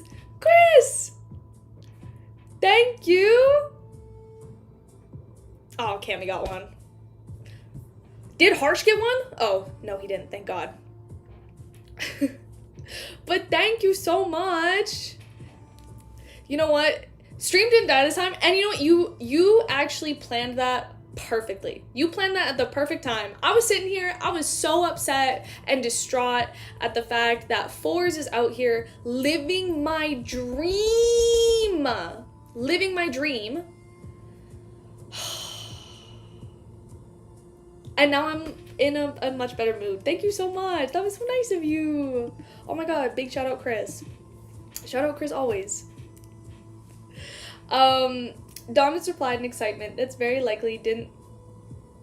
No, okay, I'm not starting this. No. Harsh, I'm deleting your I'm deleting this right now. I'm not starting this. I refuse. I refuse. I like fours. Me and her, we're on a good page right now. Do not piss me off. Don't piss me off. Anderson curled his lips and chuckled. If Vice Admiral Ailment's whereabouts were easily discovered by you, why would she need to hide? How can islands that you can find out about the considered hidden enough? Hey, what do you mean by that? Donitz felt like he had been mocked. Anderson shrugged. I don't mean anything. I'm just using my brain to analyze it. That island should exist, but it either belongs to the type that many people here know about or the intel that someone deliberately released. Hi, Merlin. If it's the former, Vice Admiral Ailment Tracy's fleet definitely wouldn't be hiding there. If it's the latter, that would be interesting. Who would release this intel? Donitz was still slightly angry at first, but later he began analyzing Anderson's line of thought. Yeah, you know what, honestly? Klein's got enough personalities. He can be for everybody. He can be for everybody. A trap set up by some pirates or adventurers. However, the island without any resources isn't enough to lure others into exploring it. Vice Admiral Ailment herself to figure out who's investigating her whereabouts. Anderson smiled. That's right. After my teachings, you've improved quite a bit. Otherwise, I suspect that even if you drink the Conspirer potion, you wouldn't be able to enhance your brain. You'll only mutate and turn your enemy stupid, bringing him down to the level at which you're familiar with, and then defeat him with experience. I didn't say that. It was Emperor Roselle. After this period of searching, Anderson has already helped Donitz obtain one of the main ingredients of the Conspirer potion and nearly all the supplementary ingredients. He was just one step away from success. I suspect that you have such an ability. Donitz muttered softly in response. Anderson ignored him and continued. If Vice Admiral Ailment got someone to release the news about herself, a secret island must be a trap. Perhaps there's nothing other than the mirror that monitors the ship and humans that approach the island, or perhaps it might be important to gather based on the demoness sect that Gammon Sparrow mentioned. Then, what should we do next? Donitz subconsciously asked. Anderson chuckled when he heard that. You can't even figure... I don't know why my voice went so high for Donitz. Then why should we do that? You can't even figure out which... such a simple matter. Naturally, we'll seek out the person you heard this intel from. After finding the source of the information, we can trace it back. We'll eventually find something. That's right. Donitz wanted to nod in agreement, but the words that reached his mouth turned into a ha. Bye, Merlin. Nearing dawn on the second floor of the casino, Bart, with his brown hair, yawned and walked into his room. Before he could use the moonlight outside and the window to light the candle, he suddenly saw a brick white flame light up in front of him, momentarily blinding him. Bart's heart tightened as he pounced to the side and rolled. After rolling twice, he suddenly stopped his actions as though he had been petrified. This was because there was a bone-chilling coldness and a slight pain around his neck. This made him have no doubt that he was proceeding any further. Blood would definitely spray onto the roof. What do you want? At any moment, Bart's vision had recovered. He saw the blond man with one hand in his pocket and the back sword in the other. Besides him was wearing a black coat and covered half his face with blood. Donitz didn't answer Bart's questions. He looked at Anderson in surprise. Why didn't you disguise yourself? If you disguise yourself, how can you let others know who to hate? Anderson replied with a nonchalant look. I fucking love these two. Donitz exhaled. Thankfully, I haven't been inflicted by this crappy habit of yours. It's fine, Anderson said with a smile. Any random person on the island can know who I've been hanging out with. Dog shit. And Donitz cursed. Bart looked at Anderson's sword with his neck and didn't dare move. All he could do was listen quietly. He felt as though he had returned to the trio and watched in comical scene. What are the two of them here for? The intelligence peddler was deeply puzzled. At that moment, Anderson retracted his gaze and looked down at Bart's. Who told you about the secret island in the southwest of the debates from the main sea route? Bart suddenly came to the realization. He looked at Donitz. It's you. In the past few days, this information had only been sold to one person. I was recognized so quickly. Donitz was momentarily at a loss as how to respond. Anderson slightly lowered the pitch-black short sword in his hand, making the stabbing pain even more obvious. Please respect the order of what is to come and follow. Bart immediately felt as though his life was rapidly slipping away. He hurriedly replied, It was Vice Admiral Ailment. When did she tell you? Why did she tell you? Anderson asked without surprise. The night before the Black Death left Theros Island, Bart replied quickly after that he would die from excessive blood loss. I didn't ask her why. Back then I only focused on admiring her beauty. She lived up to being the infamous Ailment maiden from the Five Seas. After a long time... No, I truly love Donitz and Anderson. I think, their dynamic is so fun to read. Always. even since Volume 3. Even after a long time, Bartz couldn't hide his admiration of her, even when he recalled her well-being in extreme danger. Is this the charm of the demoness? Anderson muttered to himself before asking, do you have a way to contact her? No, Bartz quickly shook his head and said, she told me to take note of everyone who asked about her whereabouts. I'll tell you when she returned to Theros Island, and if anyone leaves the port after obtaining the information of the secret island, they shall be left alone to live freely. Is that so? Very reasonable. Anderson nodded and withdrew his short, pitch-black sword. Is there a trap? I don't know either, Bartz replied frankly. Anderson didn't say a word as he searched for the money on Bartz's person and in the room. Then he pointed to the intelligence peddler and the short sword. I wanted to kill you, but no one would hate me if that's the case. Live well, curse me a few more times every day. He then turned around, walked to Donnett's side, and jumped down the window with him, disappearing into the dark, unlit night. Bartz touched his bleeding neck and stood up in fear. He ran to the window, confirmed that the two of them had disappeared. Thankfully, I met a guy with a mental problems. If not, I would be dead today. He closed the window and locked the wooden door. After carefully inspecting the room, he finally sat down and gulped down the bottle of anti-proof. In the tipsy state, Bartz collapsed on the bed and fell asleep. Time ticked by slowly until it was 3 a.m. Suddenly, Bartz flipped over and sat up. His eyes were bright and spirited, and he didn't even feel the slightest bit drunk. He found a dagger and pried open the wooden floor on the room. He took out a thumb-sized ball of paper. After writing the paper unfolded by letter, there was a sticky black object in the middle. After taking a quarter of the blob, Bartz walked to the mirror in the room and was about to smear it. At this moment, he saw 2 fingers reflect in the mirror. One of them was wearing a white shirt and a black vest. The other has hands in his pockets, and the one carrying a short sword. The other wore a black cloak and didn't reveal his face. Just as Bart's pupils dilated, Donnet punched the back of his head and causing him to faint. And his final memory was a voice with a smiling tone. He really didn't disappoint. After dealing with Bartz, Donnet bent down and picked up the sticky substance that had fallen to the ground. He chuckled and said, this fellow actually believed you. He believed that you didn't kill him because you wanted him to hate you. The conversation he had with Anderson was actually a rehearsed play. It was to make it reasonable for Anderson to let Bartz go without being suspected. This means that you acted sufficiently well, Anderson said with a smile. It's truly different when you're acting as yourself. Dog shit. Donnet cursed without any qualms. He then sighed. I didn't expect him to be so patient. He waited past midnight before he took action. But we were more patient. If a hunter wants to capture his prey, he has to be patient. Sometimes he can wait a few days, Anderson replied. The two of them, they were actually nothing they could do. Be it a hunter and a provoker, or a pyromaniac and a reaper, none of them were good at mediumship, much less having the ability to hypnotize others. In order to obtain information other than interrogating and threatening others, they had to work hard on scheming. This is very reasonable, but in the future, if it is done with the words I used to school others, Donnet looked at the black sticky blob in his hands and said, it seems like I should be applied on the surface of the mirror before contacting Vice Admiral Ailment. That should be the case. However, what's the point? Even if we contact her, are we going to ask her out on a date to join us for breakfast in Theros Island? Anderson mocked. Donnet knew that he and Anderson were unable to influence the person in the mirror. All that he instinctively wanted to do was to do something more, so as to better complete the task that Gammon Sparrow assigned to him. He frowned slightly and said, then what should we do next? Of course, it's to contact Gammon Sparrow, let him handle the aftermath. This fellow is very mysterious in every aspect, so he should have a way to resolve it, Anderson said with a tisk. Besides, the mission he gave us was to seek out Vice Admiral Ailment's whereabouts, and their results are already now. Donnet acknowledged and began taking out the candles and other items for ritual. What are you doing? Anderson asked with an odd expression. Donnet set up the altar without looking back. Summoning Gammon Sparrow's messenger. Anderson felt silent for a few seconds before saying, I'll go out for a smoke first. Oh my god, it's so good. It's so good!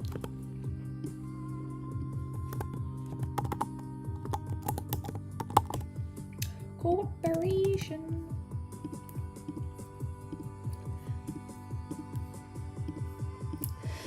At just past 6 a.m, the entirety of Backlund remained dark and it was very quiet, the most areas being illuminated only by the street lamps. Wearing his pajamas, Klein sat on the bed and looked at Miss Messenger, who was carrying 4 heads. He rubbed his temples and asked helplessly, who sent the letter?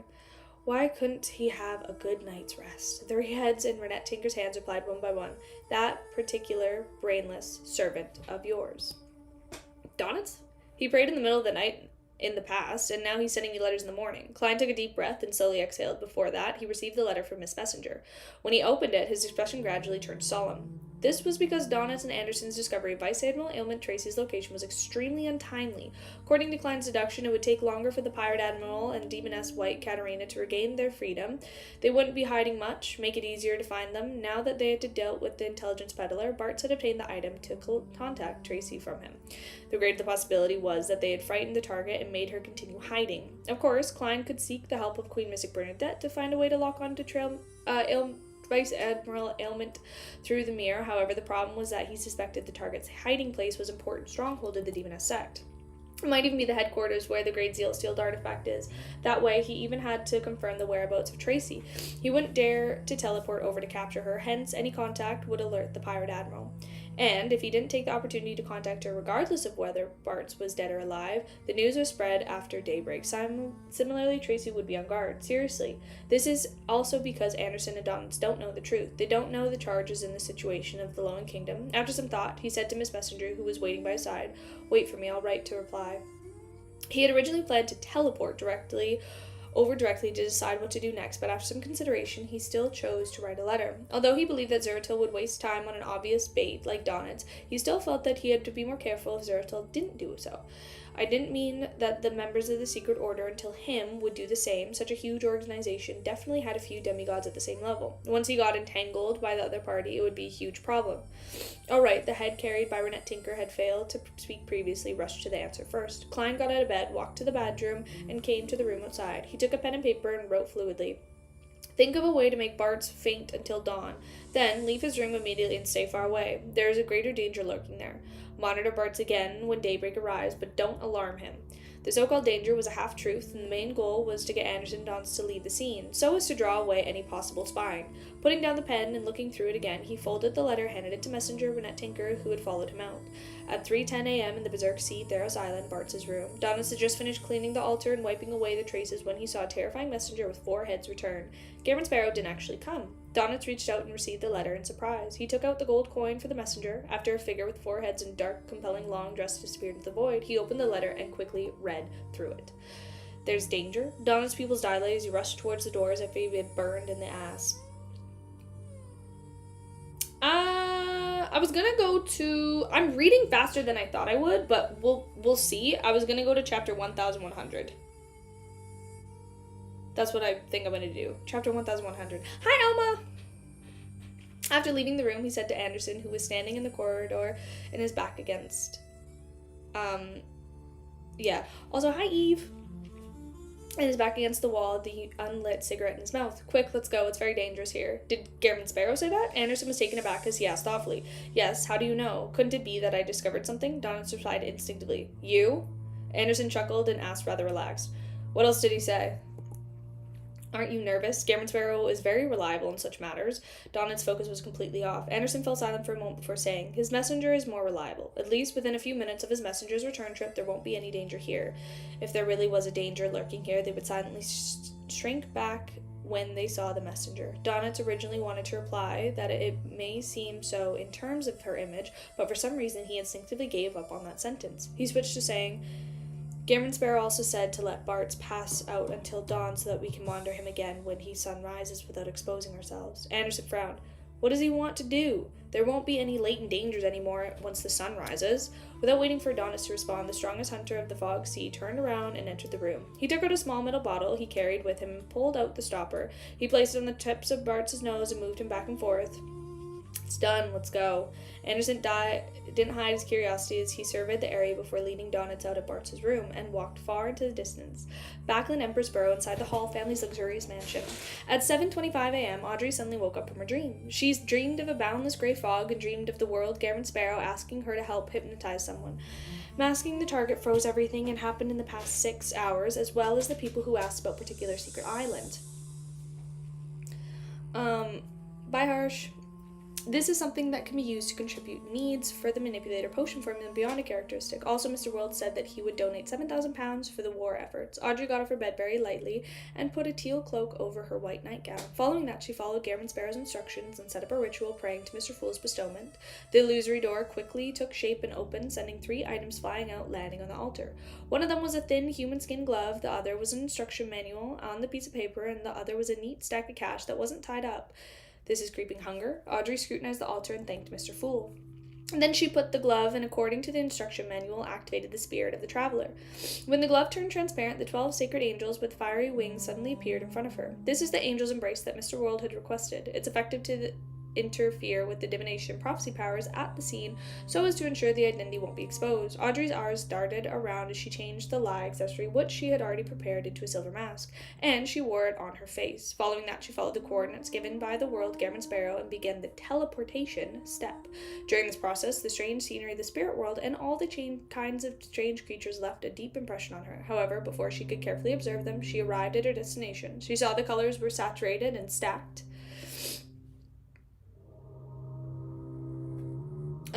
Scenes rapidly faded away, becoming normal. It was still late night outside. It feels like we've recovered my feelings and mood from when I first entered the mysterious world. Audrey analyzed the mental state and focused her attention on the target lying on the floor in the room as she was. It was an unconscious man. The door to his body of heart and mind was rather weak, meaning that he was someone who could easily be charmed, even if he didn't involve beyond her powers. Hypnotizing such a target wasn't difficult for Audrey. However, in order to adjust the potions, she decided to use dreams to help with her hypnosis. The unconscious Bartz had a dream. He dreamed of a blurry female figure. In his dreams, he believed that she was the most beautiful woman in the world, a perfect state of Vice Admiral Elman Tracy could achieve. Bart wildly chased her as she ran back and forth in the wilderness, hills, and mountains. However, he couldn't catch up to her, as though he had left behind something very important. After an unknown period of time, he woke up from exhaustion and slowly recalled what had happened last night. He was in a bad mood because of him losing money. He had fallen drunk after drinking only half a bottle of Lantiproof. Up until now, his temples were still throbbing in pain. I even knocked the back of my head. Bart rubbed the swollen area and lumbered back into bed. He fell onto the continued sleeping. And for Audrey, who had completed a milder form of hypnosis with the Dreamwalker powers, she had long followed the world Gammon Sparrow's instruction and restored the scene completely, leaving nothing suspicious behind. This was the ability of a senior spectator. Then she teleported back to the backland, sacrificial creeping hunger to Mr. Fool. The entire process didn't cause much of a stir. The Church of Evernight Beyonders, in charge of protecting the Hall family, were completely unaware. After dealing with all kinds of traces, Audrey pulled the bell and let a maidservant waiting outside enter. Her personal maidservant, Annie, gestured for the other maidservants to get busy as she said to Audrey, "Miss, there's a piece of news from the Bursary Foundation." "What news?" Audrey interpreted the shock, confusion, disbelief, joy, and curiosity in Annie's tone. Annie replied quickly, "That Miss Eudora, who needed to have her leg amputated, was completely recovered. It's as though she was never injured. This is a medical miracle." Audrey was simply stunned. She had some guesses, but she didn't dare to confirm them. She lacked sufficient clues and evidence. Also, all the patients with serious medical conditions have fully recovered. At this point, Annie couldn't control herself. She lowered her voice and said, "I heard that there was ghosts wandering around the hall. Half of its face was mushrooms growing all over, and the other half was covered in weeds. It ate illnesses, traumas, and grief. I don't know if it's true, but it's scary." Mushrooms? Weeds? Audrey repeated the two words, momentarily at a loss.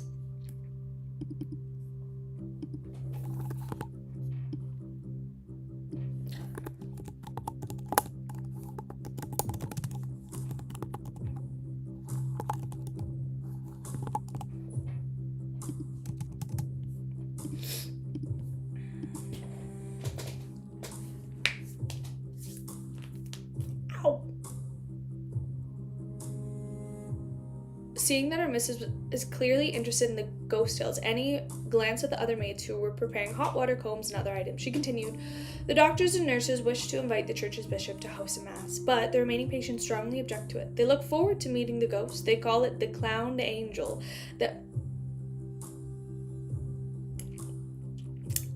But in actual fact, it's an angel who can resolve pain and torment. Its title is very interesting," Audrey said with a faint smile. If it were in the past, she would definitely be very interested in this, perhaps eager to make a trip to the hospital via dream traversal to figure out what was going on in the so-called clown angel. However, the sudden eruption of war made her feel rather depressed. She felt that there was too many important things that needed to be done, so she wasn't in the mood to probe further. In fact, if she hadn't experienced the air raid herself and seen those who were injured because of it, she would definitely feel like the war had never happened over the past few days and Backland was still very peaceful.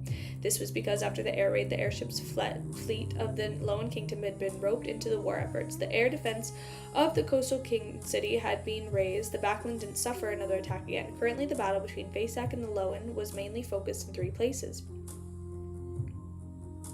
the Winter Country Mantha mountain range, the heavy industry metropolitan area alongside the mid-Seashire east coast and a few harbors along the Sony seacoast. Furthermore, there were deadlocked with no signs gaining an advantage over the other.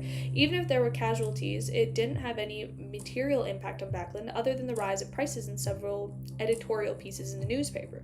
This city seemed to restore its peace in a few short days. However, Audrey didn't think so. Her father and brothers have been busy at work recently, often returning late at night and convening a private gathering with a group of noble members of parliament and cllergymen. Through the other charity organizations in the Church of Evernight, she learned the exact number of casualties from the front lines. In Pritz Harbor and Amantha, she even saw some photos of the battlefield. She was working hard to gather funds, contacting various pharmaceutical companies and hospitals, hoping that she could organize help and treatment needed in the war effort.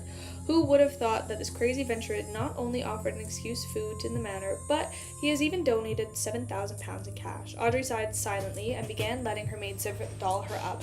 South of the bridge, Rose Street, Emlyn White casually donated £10 to a charity organization solicitor. He pressed his top hat and walked to the stairs, entering the Harvest Church. At this moment, there's non-believers in Cathedral. Father Chofsky, who looked like a half-giant, sat at the front, prayed sincerely. Emlyn was in no hurry to change into his priest robes. He sat beside the priest and wanted to say something, but when he opened his mouth, he ended up scoffing. It must be your typical face-sack appearance and figure that made those believers fearful of coming over, Emlyn said casually as he looked up at the altar in front of him. Bishop Wachowski put down his hands and opened his eyes. I can understand them. What's the point of understanding them? If the war gets more intense and the numbers of soldiers who die in the battle increase a bit more, the believers might rush in here and bomb the cathedral and hang you to death. Emlyn continued to look at the sacred emblem of life. Father Chofsky shook his head slightly. No, they won't. They sincerely believe in Earth Mother. They won't bomb the cathedral. At most, they'll banish me if I express that I've given up on the Faceac nationality. They will always be people who understand and accept me. Emlyn Tisson said without moving his gaze, what if Fainter Potter joins the war and attacks Dizzy Bay, Lowen territory? What if the Church of Earth Mother calls all clergymen arms to become enemies with Lowen? Are you going to obey the orders of the church and abandon the believers here, or are you going to pretend that you don't know anything, continuing promoting how precious life is, how joyous the harvest is, as you are now? Or will you directly organize those believers and make them become enemies of their own kind, using blood and sacrifice to prove their faith? Bishop Wachowski slowly looked at the sacred emblems of life up and above the altar, not saying anything for a long time. Emlyn didn't bring up any more questions as he felt silent, like the priest. The entire Harvest Church was silent. On a colonial island, Alger Wilson, who hadn't had the chance to return to Passu Island, didn't leave the Blue Avenger due to his principles of being cautious. He only sent the sailors to take turns to gather information. Captain, there still isn't any news about mustering us, the sailor reported to Alger, and finding the day to reeking of alcohol. Alger waved his hand and dismissed his subordinate to leave the room. Then he frowned slightly and muttered silently to himself. The church doesn't seem to care much about this war. From what Alger knew, he was likely an intense war and would cover a huge scale. As the victim of an invasion, the Church of the Lower Storms would definitely mobilize all its strength to defeat the enemy, including the captains who were scattered across the sea by giving them corresponding missions. However, at this moment in time, Alger had yet to receive orders from Passu Island. This didn't mean that the Church of the Lord of Storms was slacking off. The activity of the Church's forces amongst the Lowen army and their air raid drills, it was involved in the various major cities, and the activities of the demigods implied that the Church of the Lord of Storms was seriously resisting the invasion of the Faceac Empire. It was just that it wasn't going all out. Could it be that this is because there were still early stages of the war? The Church wishes to preserve the portion of strength from the critical moment. Alger held back the stirrings in his heart and waited to have further information. At night, another group of sailors returned with news about nothing to do with the war. Captain, there seems to be some kind of monster hiding in the island. Many pirates say that they encountered a terrifying situation when they head out to pee after drinking too much.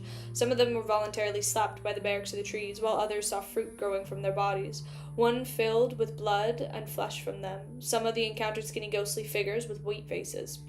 A rather sober sailor described the matter he had heard. Tales about ghosts and monsters. Alger didn't have the intention to probe into the truth of the matter. He nodded sternly and warned, "Don't go out at night." After such paranormal tales started in Backland and Pritz Harbor, Klein never went to the hospitals again, afraid that he would directly meet Zeratil's marionettes. With the creeping hunger and the ability to travel, he expanded his range for creating terrifying tales. Sometimes he would be in the Sony Sea, at other times the Fog Sea. He would go to Lemberg, sometimes to Fainter Potter, and sometimes appear in places like East and West Balham. The highlands of the valley, he didn't abide by the rules and relied solely on the monetary inspiration. He would visit some cities 2 or 3 times while not stepping foot in others even once. I got you. I got you.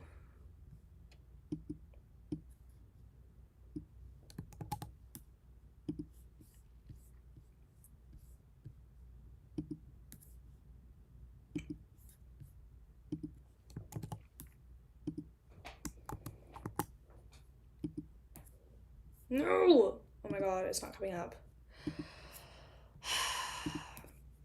Why is life so hard? Truly.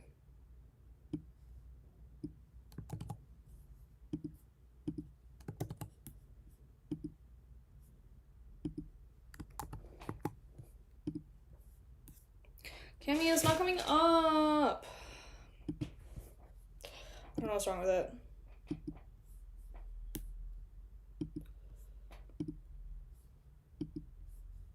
Am I doing it wrong?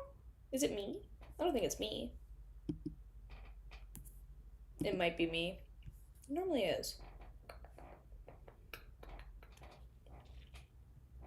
I will try one more time.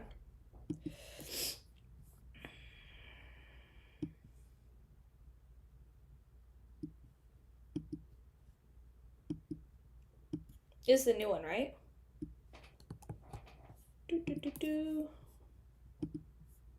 Where's the old one? I don't know, there's so many. I'll try this one. Let me see if this works. That one did not work either. I'll just wait. I guess. Actually, I'll just read. Let me know when it's good. Just imagine that there's music playing behind. During this, okay.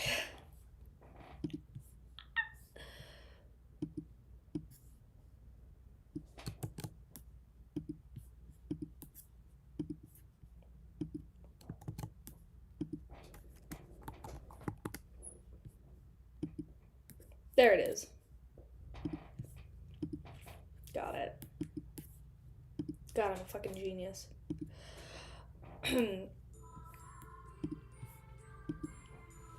During this process, Klein felt an indescribable strange feeling. In the terrifying darkness, invisible tentacles extended out. Oh, okay. Awesome.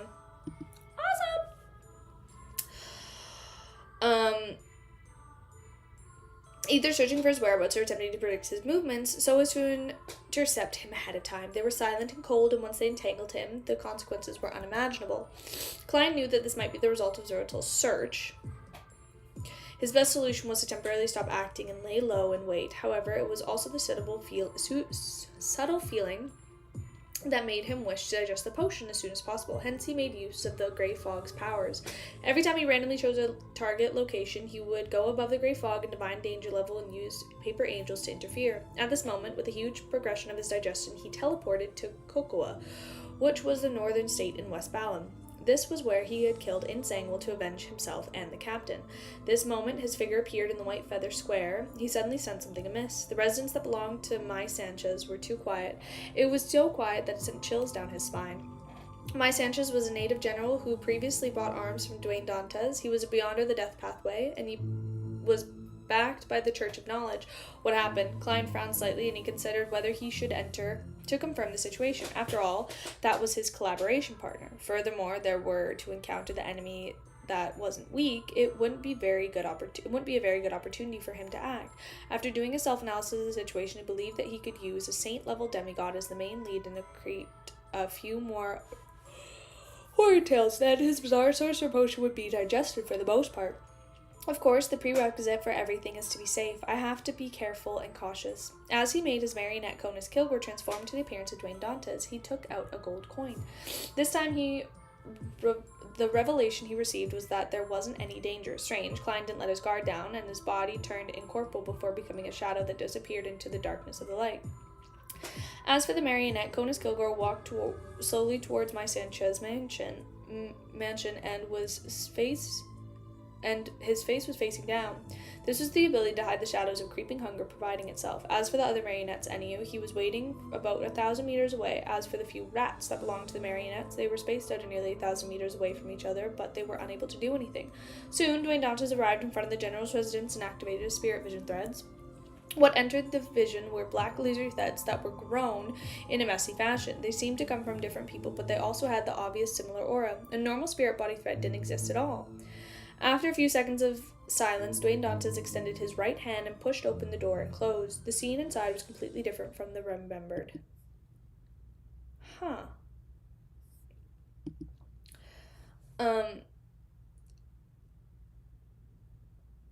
The pillars were covered in a golden foil. The golden sculptures on the wall were gorgeous stairs that now rolled into a bunch like a huge porcupine and golden spikes growing out on the ground.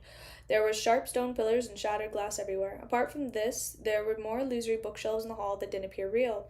There were pools of black shadows hidden in different spots and bookshelves that were curled and stench from eye to the time.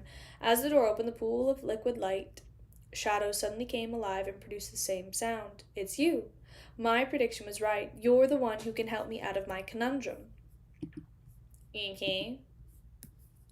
I don't know what happened to the music.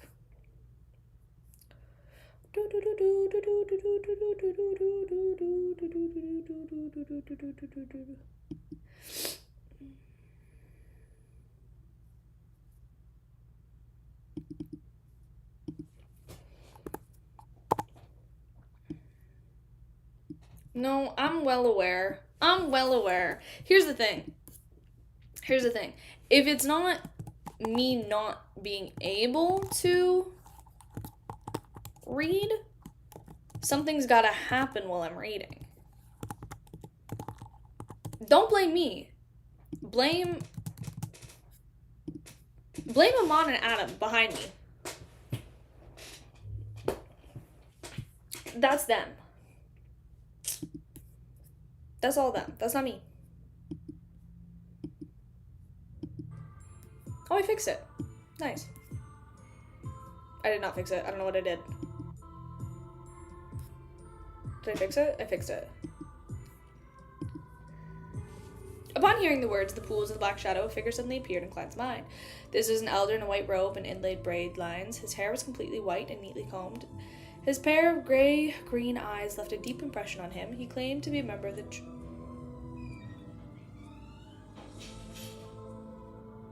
Oh, sorry. 2 more chapters, and then I'm done. 2 more chapters, and I'm done. Anyway, good night. No, they truly have been. He claimed to be a member of the Church of Knowledge, that he was in charge of the matters in West Balham, and was close relationship with Mai Sanchez. Back then, he suddenly paid a visit to Dwayne Dantes, giving an excuse for the visit to give him predicted that he would be a very troublesome situation in the future, and that someone he met during the time period would help him resolve the problem. After some thought, he slowly said, Luca Brewster? Yes, it's me. You actually still remember me? In a different part of the illusory bookshelf, a pool of liquid-like shadows rushed to answer. Their voices were no longer uniform. They were layered over each other, echoing endlessly. Even though he was separated by his marionette, Klein's ears still rang, and he felt a sense of dizziness. This isn't a normal sound. Yep. This is actually the last string, guys. It contains a certain inclination towards losing control and experience mental corruption. The illusory bookshelf themselves are just for show. Just as this thought flashed through Klein's mind, he heard the black shadows curling and extending in the same time. Sorry, I was too agitated just now. I couldn't control myself. Hiding in the shadows outside the mansion, Klein controlled his marionette Conus Kogor to say, What did you encounter? How did you end up like this? The black figure sighed and said, The adjunctor of the Fener Potter military, Bella Costa, and the Church of Earth Mother's Archbishop Martina jointly attacked this place. With their main targets being me, I had no choice but to activate my mythical creature form and make them temporarily retreat. Seeing as you entered without noticing anything, you must have teleported here. You're also a demigod. You should know that once you reveal your mythical creature form, it won't be easy for you to return to normal. I was also affected by the inclinations towards going insane and nearly lost control. Fortunately, I was once a mythical magister and had managed many strange but effective mystical arts. Hence, I sealed myself in a certain extent in the critical moment and ended up like this. Sorry, this can only last for some time. The madness is still eating at me. I've already contacted the sea, and I wouldn't be long before the helper comes. However, I don't know if I can last that long. This was just thinking I was just thinking that this should be a very troublesome conundrum in the prophecy, and I was wondering if the person who could help me solve this problem would appear. I'm so happy that you're here. This proves that the prediction, the interpretation wasn't wrong, and this has improved my mental state. It really is a demigod who determined to see his prediction succeed. If I were to turn around and leave this moment, would you just break down and lose control on the spot? After lampooning silently in his heart, Klein began thinking about the key information that was relevant by Luca Brewster. The Phanepotter military and the Church of Earth Mother had been taking action. He then got his marionette Conus Cogre to take out a gold coin and flick it before reaching out to catch it. From what he knew, the clergymen of the 7 Orthodox churches were focused on maintaining order and ensuring the safety of their believers, regardless of the situation. From this angle, it was impossible for Luca Brewster to be a devil or a demon, as this impression of the Vice Admiral Iceberg and Detective Isengard Stanton gave him. It made him feel like the Church of Knowledge wasn't too bad. He felt that other than the habitual discrimination against people with low intelligence and those who were not fond of studying, there was nothing wrong with their actions and style. This is also the reason why they're unable to develop and expand. They can only stay in a few small countries. Klein didn't look at the result from flipping the coin. He mumbled a few words before saying, "How can I help?" This exact black shadow fell silent. A few seconds later, they said, "I don't know either." Klein looked at them, and they looked back at him in silence. Instantly, there was a mutual silence. "Why don't I suggest turning you into a marionette?" Nearly 10 seconds later, Klein lampooned inwardly. His thoughts raced as he began to think of a way to resolve the Luca Brewster problem if not being able to recover from his mythical creature form. To be honest, his seriousness towards helping Luca wasn't out of his good impression of the Church of Knowledge and Wisdom, but it was also because his interests that could benefit him. Firstly, there was an inkling to the God of Knowledge and Wisdom existence in the matter of Grozel's travel. At present, he was unable to determine the true God's goal. He felt that showing some goodwill might lead to pleasant surprises. Secondly, if Rozel's return really happened, the attitude of the God of Knowledge and Wisdom was rather important. From the Red Angel Evil Spirit's tone and manner of speech, Klein could make a preliminary judgment. Compared to the Fourth Epoch, the 7 deities of the present era had a drastic change in attitude towards the appearance of Black Emperor. Their reaction wasn't as intense as before, and they were more inclined to tactically approve of it, even if it wasn't their own candidate of choice. Under these such circumstances, if Emperor Rozel were to return, the only ones who would be against it would probably be the Eternal Blazing Sun and Goddess Steam and Machinery. After all, back when Rozel perished, they had been involved in a matter that some extent. However, this objection wouldn't be too strong either. As long as Rozel's mental state was normal, he had escaped the corruption and madness. There was a chance of being accepted. After all, the Black Emperor didn't have a problem with switching the Sun and Savant pathways, so there weren't any direct conflicts of interest. As for the original grudge, it wasn't too serious. At the level of deity, of course, this was just a guess Klein made from the knowledge of ancient history and from the angel mysticism. According to his understanding of the situation, other than the god of craftsmen, the other 6 deities had been enemies with each other back during the Solomon First Empire. They had left behind countless grudges and had no choice but to rope in the Black Emperor put then to help them. In the end, they still put themselves matters behind them and formed the alliance that lasted to this day. Even the deities of neighboring pathways could coexist peacefully to a certain extent. As long as Rozel could really be revived, then, as someone who wasn't completely dead, the feud between him and the Eternal Blazing Sun and the Goddess of Machinery could be resolved. Of course, with this understanding of Rozel, he was only a matter of time before Rozel took revenge. As long as he wasn't crazy and wasn't forced into a corner and wasn't extreme, he could still understand the situation clearly and know what to do and what it meant and wait for an opportunity. Under such circumstances, Klein believed that the ones who were able to suppress the Eternal Blazing Sun and the Goddess of Machinery when they expressed their objections and also make them tactically agree to what definitely the Lord of Storms and God of Knowledge and Wisdom, because they and their Eternal Blazing Sun were on the beyonder paths that could interchange. I'm just afraid that the corruption that stems from the cosmos isn't that easy to resolve. The revived Rozel may end up completely turning into an evil god, but such matters can only be done one step at a time. I love that they just have generational beef. I love that they all had, like, the girls are fighting. The girls were fighting, and the girls still are truly fighting. Only by understanding the situation can one grasp the crux of the matter and decide whether to press the button at the final moment. Humans can't stop because of the worries with low odds. If that's the case, nothing can be done. Even drinking a mouthful of water might lead to the descent of an evil god. Similarly, what are the reactions of the various parties towards Rozel's return, and how intense would they be? This will require me to wait and make further observations before I can find the most acceptable solution for everyone. At this moment, causing damage and during the ritual of the critical moment has the highest chance of success. As his thoughts raced, Klein looked at the pool of darkest shadows, slowly said, "How long can you last?" Lucas Brewster observed his condition and said, 7 minutes? I thought you were going to say 76543 after lampooning, Klein said. I'll get you a psychiatrist. As he spoke, he retreated a few hundred meters out of the shadows and My Sanchez's residence. Then he set up a ritual and sacrificed creeping hunger above the gray fog. After doing all this, he sat in the fool's chair, conjured Gammon Sparrow's figure, and made him do a simple, quick prayer. At this moment, at this almost dawn, as for Audrey, who had been busy with charity work, she had yet to sleep. Treat a demigod who has shown signs of losing control. I can accumulate more merit points as well. Audrey put down the fountain pen with her hand and put on a white cloak and gloves and patterns. Just like a previous mission, she set up the ritual and received creeping hunger and wore lie, which was in the form of a silver mask under the protection of the angels and Bryce. She teleported to the My Sanchez Manor in West Balham, according to the map provided by Gammon Sparrow. The difference this time was that due to facing a demigod, not only was she wearing a mask, she was also wearing lie to adjust her figure, aura, and appearance under the mask. Then she saw Mr. World in the form of Dwayne Dantes. That demigod is broken down into pools of black liquid. Try not to communicate with his body of heart and mind directly. This will infect your inclination to lose control. If you can't treat him, I can lend you beyond characteristics. Klein specially warned Miss Justice. Audrey didn't say that she was very clear about this. She was very professional in the aspect and listened attentively. Let me give it a try first. She tugged at her cloak, covering her body, and took a few steps forward, casting her gaze at the illusory bookshelf and pools of black liquid. Thankfully, he hasn't truly lost control. After explaining for a few seconds, Audrey said gently. Accompanied by her calm and powerful words, an invisible wind and placate began to blow. The frequency at which the pool of black liquid curled up and stretched began to decrease, and sense and anxiety weakened. Audrey used placate for a few more times. It was only when Luca Brewster's mental state was completely stabilized that he had the ability to cooperate did she get him to open up his mind and receive the treatment. And she took the opportunity to open the door in the demigod's body, heart, and mind. She spilt... Dude, I fucking love Audrey. Audrey's becoming so OP.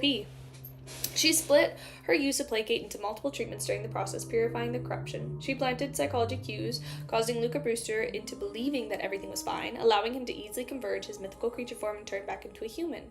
The reason for splitting up the process was because if Audrey was affected by the slightest bit of corruption and the negative effects, then she would immediately retreat and resolve her mental problems first. Finally, she completed the treatment and cues before taking a few steps back. Your Excellency, you can now remove your mythical creature form. The moment she finally was speaking, the illusory bookshelf in the hall vanished. The pools of black liquid gathered together like a life taking on a human form. The black colors quickly faded away, turning back into Luca Brewster's original form. He sighed and said with a smile, "Thank you very much. When I saw a Sequence 5 spectator come over, I thought I would become the main ingredient of switching to another pathway." The old man's words were so direct, I didn't even know how to respond to his words. Klein turned his head and looked at Justice Audrey. He realized that her eyes were closed tightly. Klein opened his mouth to respond to Luca Brewster. "Don't worry, what you need is most right now is a set of clothes." No! He's just sitting there. He just standing there naked. Poor Audrey. Not my girl. Okay, this will be the last chapter for tonight. And then we'll finish on chapter 1100. And we'll finish there. Yippee! Yippee. So yeah, I'll finish this chapter. Luca Brewster looked down at himself and hurriedly raised his right hand to grab something beside him. Then, his grayish green eyes darkened. The gold that mixed with the stars suddenly flew out and fused in midair, forming a thin piece of armor, then covered Luca Brewster. Luca stretched his arm and expanded as he looked at the feedback Santa's golden armor art. Its defensive capabilities were equivalent to a Sequence 5 Guardian. "Stanio?" Klein asked casually.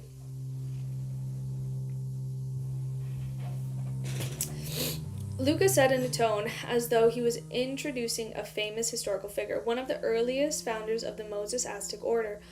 "I heard that Emperor Roselle had previously modified the golden armor art. I wonder if the effects it eventually produced. I can roughly imagine. Maybe this golden armor had 12 different styles." After muttering inwardly for a while, Klein changed the topic of the main topic at hand. "Will Fainter-Potter and the Church of Earthmother officially join the war?" When Luca introduced the Danio's golden armor, Audrey opened her eyes and turned her head to the controlled manner. Without any perturb in her eyes, she looked at the glimmering demigod.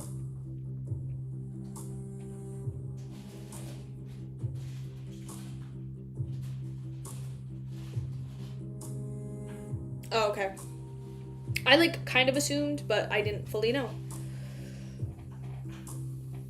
Lucas sighed and said, regardless of what they were thinking previously, they've officially joined the war tonight. Of course, they wouldn't target Lowen for the first time being. There's a high chance that they will attack either Lemberg, Masson, or Sagar.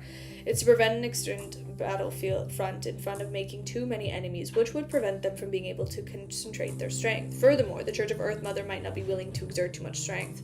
After sighing, this demigod from the Church of Knowledge earnestly said to his silver masked Audrey, "What kind of consultation fee should I pay you?" Audrey glanced at Mr. World beside her. "He is already paid?" Luca Brewster immediately shifted his gaze to Dwayne Dantes. Klein thought for a moment before saying, "Let me ask a few questions." "Please, speak." At this moment, Luca didn't look at the demigod at all. Instead, he looked more at the professor, waiting to answer his students' questions in class. Of course, he could take off his seat of golden armor and change into a three-piece suit. This resembled would be uncanny. Without thinking, Klein directly asked, "What do you know about the corruption from underground?" In his opinion, if the Church of Knowledge was famous for being knowledgeable, knew about that, then he definitely at a strong enough level to bear the effects. And if it wasn't suitable for Miss Justice's ears, then he believed that Luca would bring it up. After all, he wasn't merely a bookworm. As the discussion about the underground corruption stemmed from the experience of exploring the sea, a collective subconscious in Grosel's travels, Audrey had a certain understanding of it. At that moment, it didn't feel as though she could understand anything. She was very focused on waiting for the demigod to give an answer. Luca frowned slightly and said, "I don't know much about it. It's just as though..." Oh, it did. Do I have to change the music right now? Okay. I'll change the music right now.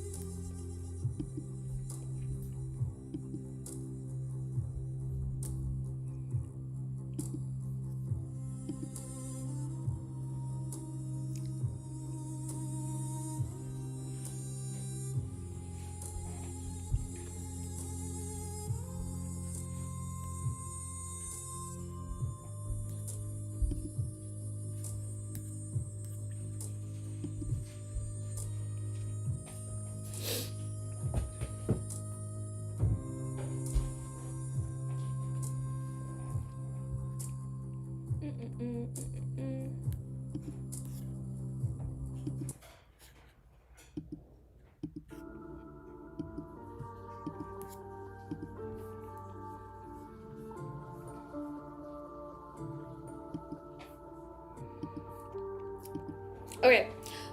Luca frowned slightly and said, "I don't know much about it. It's as though just knowing about it will result in corruption in itself.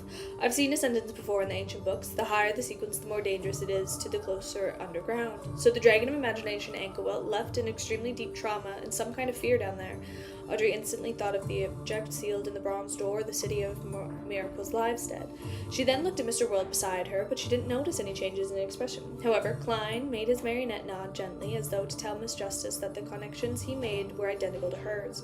This made Audrey feel like she had returned to the past. Back then, she was still low level beyonder in a sequence pathway. There was no one she could decipher any useful information from, Mr. World's expression and actions. The higher the sequence, the greater the threat of underground objects. This doesn't make sense. Realizing that Luca was unable to provide more information, Klein thought for a moment and said, "Second question, what prophecy do you have regarding this war?" With the mention of the prophecy, Luca Brewster suddenly became spirited.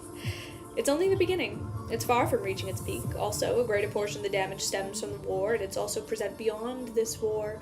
I don't know what it is exactly, though." "That war has just begun?" Audrey's heart sank uncontrollably. "Stems from the war and is also presented beyond the war. Is it the apotheosis ritual of Amon's brother, or is it the advancement of the Black Emperor? Perhaps the return of Roselle?" With a guess, Klein nodded and raised the third question. "Have you heard of the prophecy of the apocalypse? How do you interpret it?" Luca Brewster's expression instantly turned serious. "No, this is not a prophecy. Anyone with the ability to predict the future is certain that the apocalypse will definitely come. God mentioned it in his holy Bible that the apocalypse will happen in the year 1368 in the fifth epoch. Of course, God also said that there will be a savior. The prophecy of the God of knowledge and wisdom, 1368. There's only about 10 years left. Could the goddess's act of destroying the alliance of the god of combat and control of the uniqueness of the death pathway have something to do with the impending apocalypse? Without realizing it, Klein's expression turned serious. However, he didn't show his reaction on the marionette's face. "It will be the apocalypse in about 10 years. As for Audrey, she ruminated over the demigod's words in a daze. To be honest, that she felt it was fake. It was used by people who pretended to be mysticism experts and religious cheats, so as to deceive the people to earn money through that. Although she could foresee a large-scale war breaking out, she had never imagined that this world was very close to ending. This was the Beyonders' understanding of almost all ordinary people and Beyonders. Why 1368? Klein couldn't help but ask. Luca Brewster shook his head. I don't know either. That's the god's prophecy says. At this thought that he was only a sequence 4, making him not have the ability to resist the apocalypse, Klein rashly ended the topic. He said to the saint of the Church of God of Knowledge and Wisdom, that shall be all. What he really wanted to ask for things that other party probably didn't know either, matters like corruption that stemmed from the cosmos, or whether Roselle could return or not, or what his state was. Luca Brewster nodded and said, in the future, if there's anything you need help with, you can come to me for details, find them out through Edwina. He remembered that Dwayne Dantes' firearms transaction with my Sanchez had been facilitated by Edwina Edwards. Edwina? Vice Admiral Iceberg? Audrey was taken aback for a second before coming to the realization. She glanced at Mr. World curiously. She remembered that she had read the newspaper article before. It contained the story of Garamond Sparrow and the 3 female pirate admirals. All right. Klein was never worried about having too many helpers. After he nodded at Justice Audrey, Luca Brewster's figure quickly turned transparent as though he had fused with the spirit world. Then he disappeared. Looking at the spot where he had been standing earlier and then at the hall that no longer had any gold, Klein let out a terse remark inwardly and fell silent for 2 seconds. He then made his marionette look at Audrey, Justice Audrey, as though it was a little more troublesome. That saint that had saved him in the time was willing to trust me, allowing me to plant a psychology cue. Audrey replied with a faint smile, trying to best to appear her smile and humble. Dwayne Dantes nodded and said, this help will be taken into account. Go back as soon as possible. It's very dangerous here. Seeing that a demigod had nearly lost control, Audrey had no doubt in her about the danger Mr. World warned her about. She immediately used creeping hunger and teleported back to the northern continent through the spirit world. After she sacrificed the human skin glove to Mr. Fool and settled the rest of the matter, Earl Hall and his eldest son, Hibbert, returned home. Just as Audrey...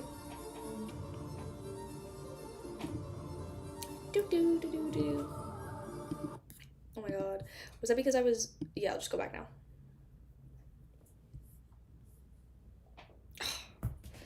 Bro, that was the one nice thing about the app. Even though it, like, sometimes doesn't work. It's nice because... sometimes the system glitches out a little bit, and it just doesn't like to load or work, which is awesome. So awesome.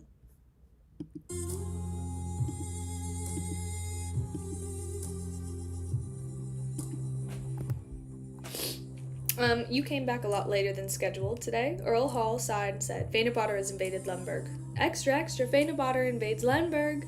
Leonard, who was wearing a pair of red gloves, got off the carriage. Just as he was about to enter St. Simon Cathedral, he saw a paper boy waving a newspaper and running across the street and square.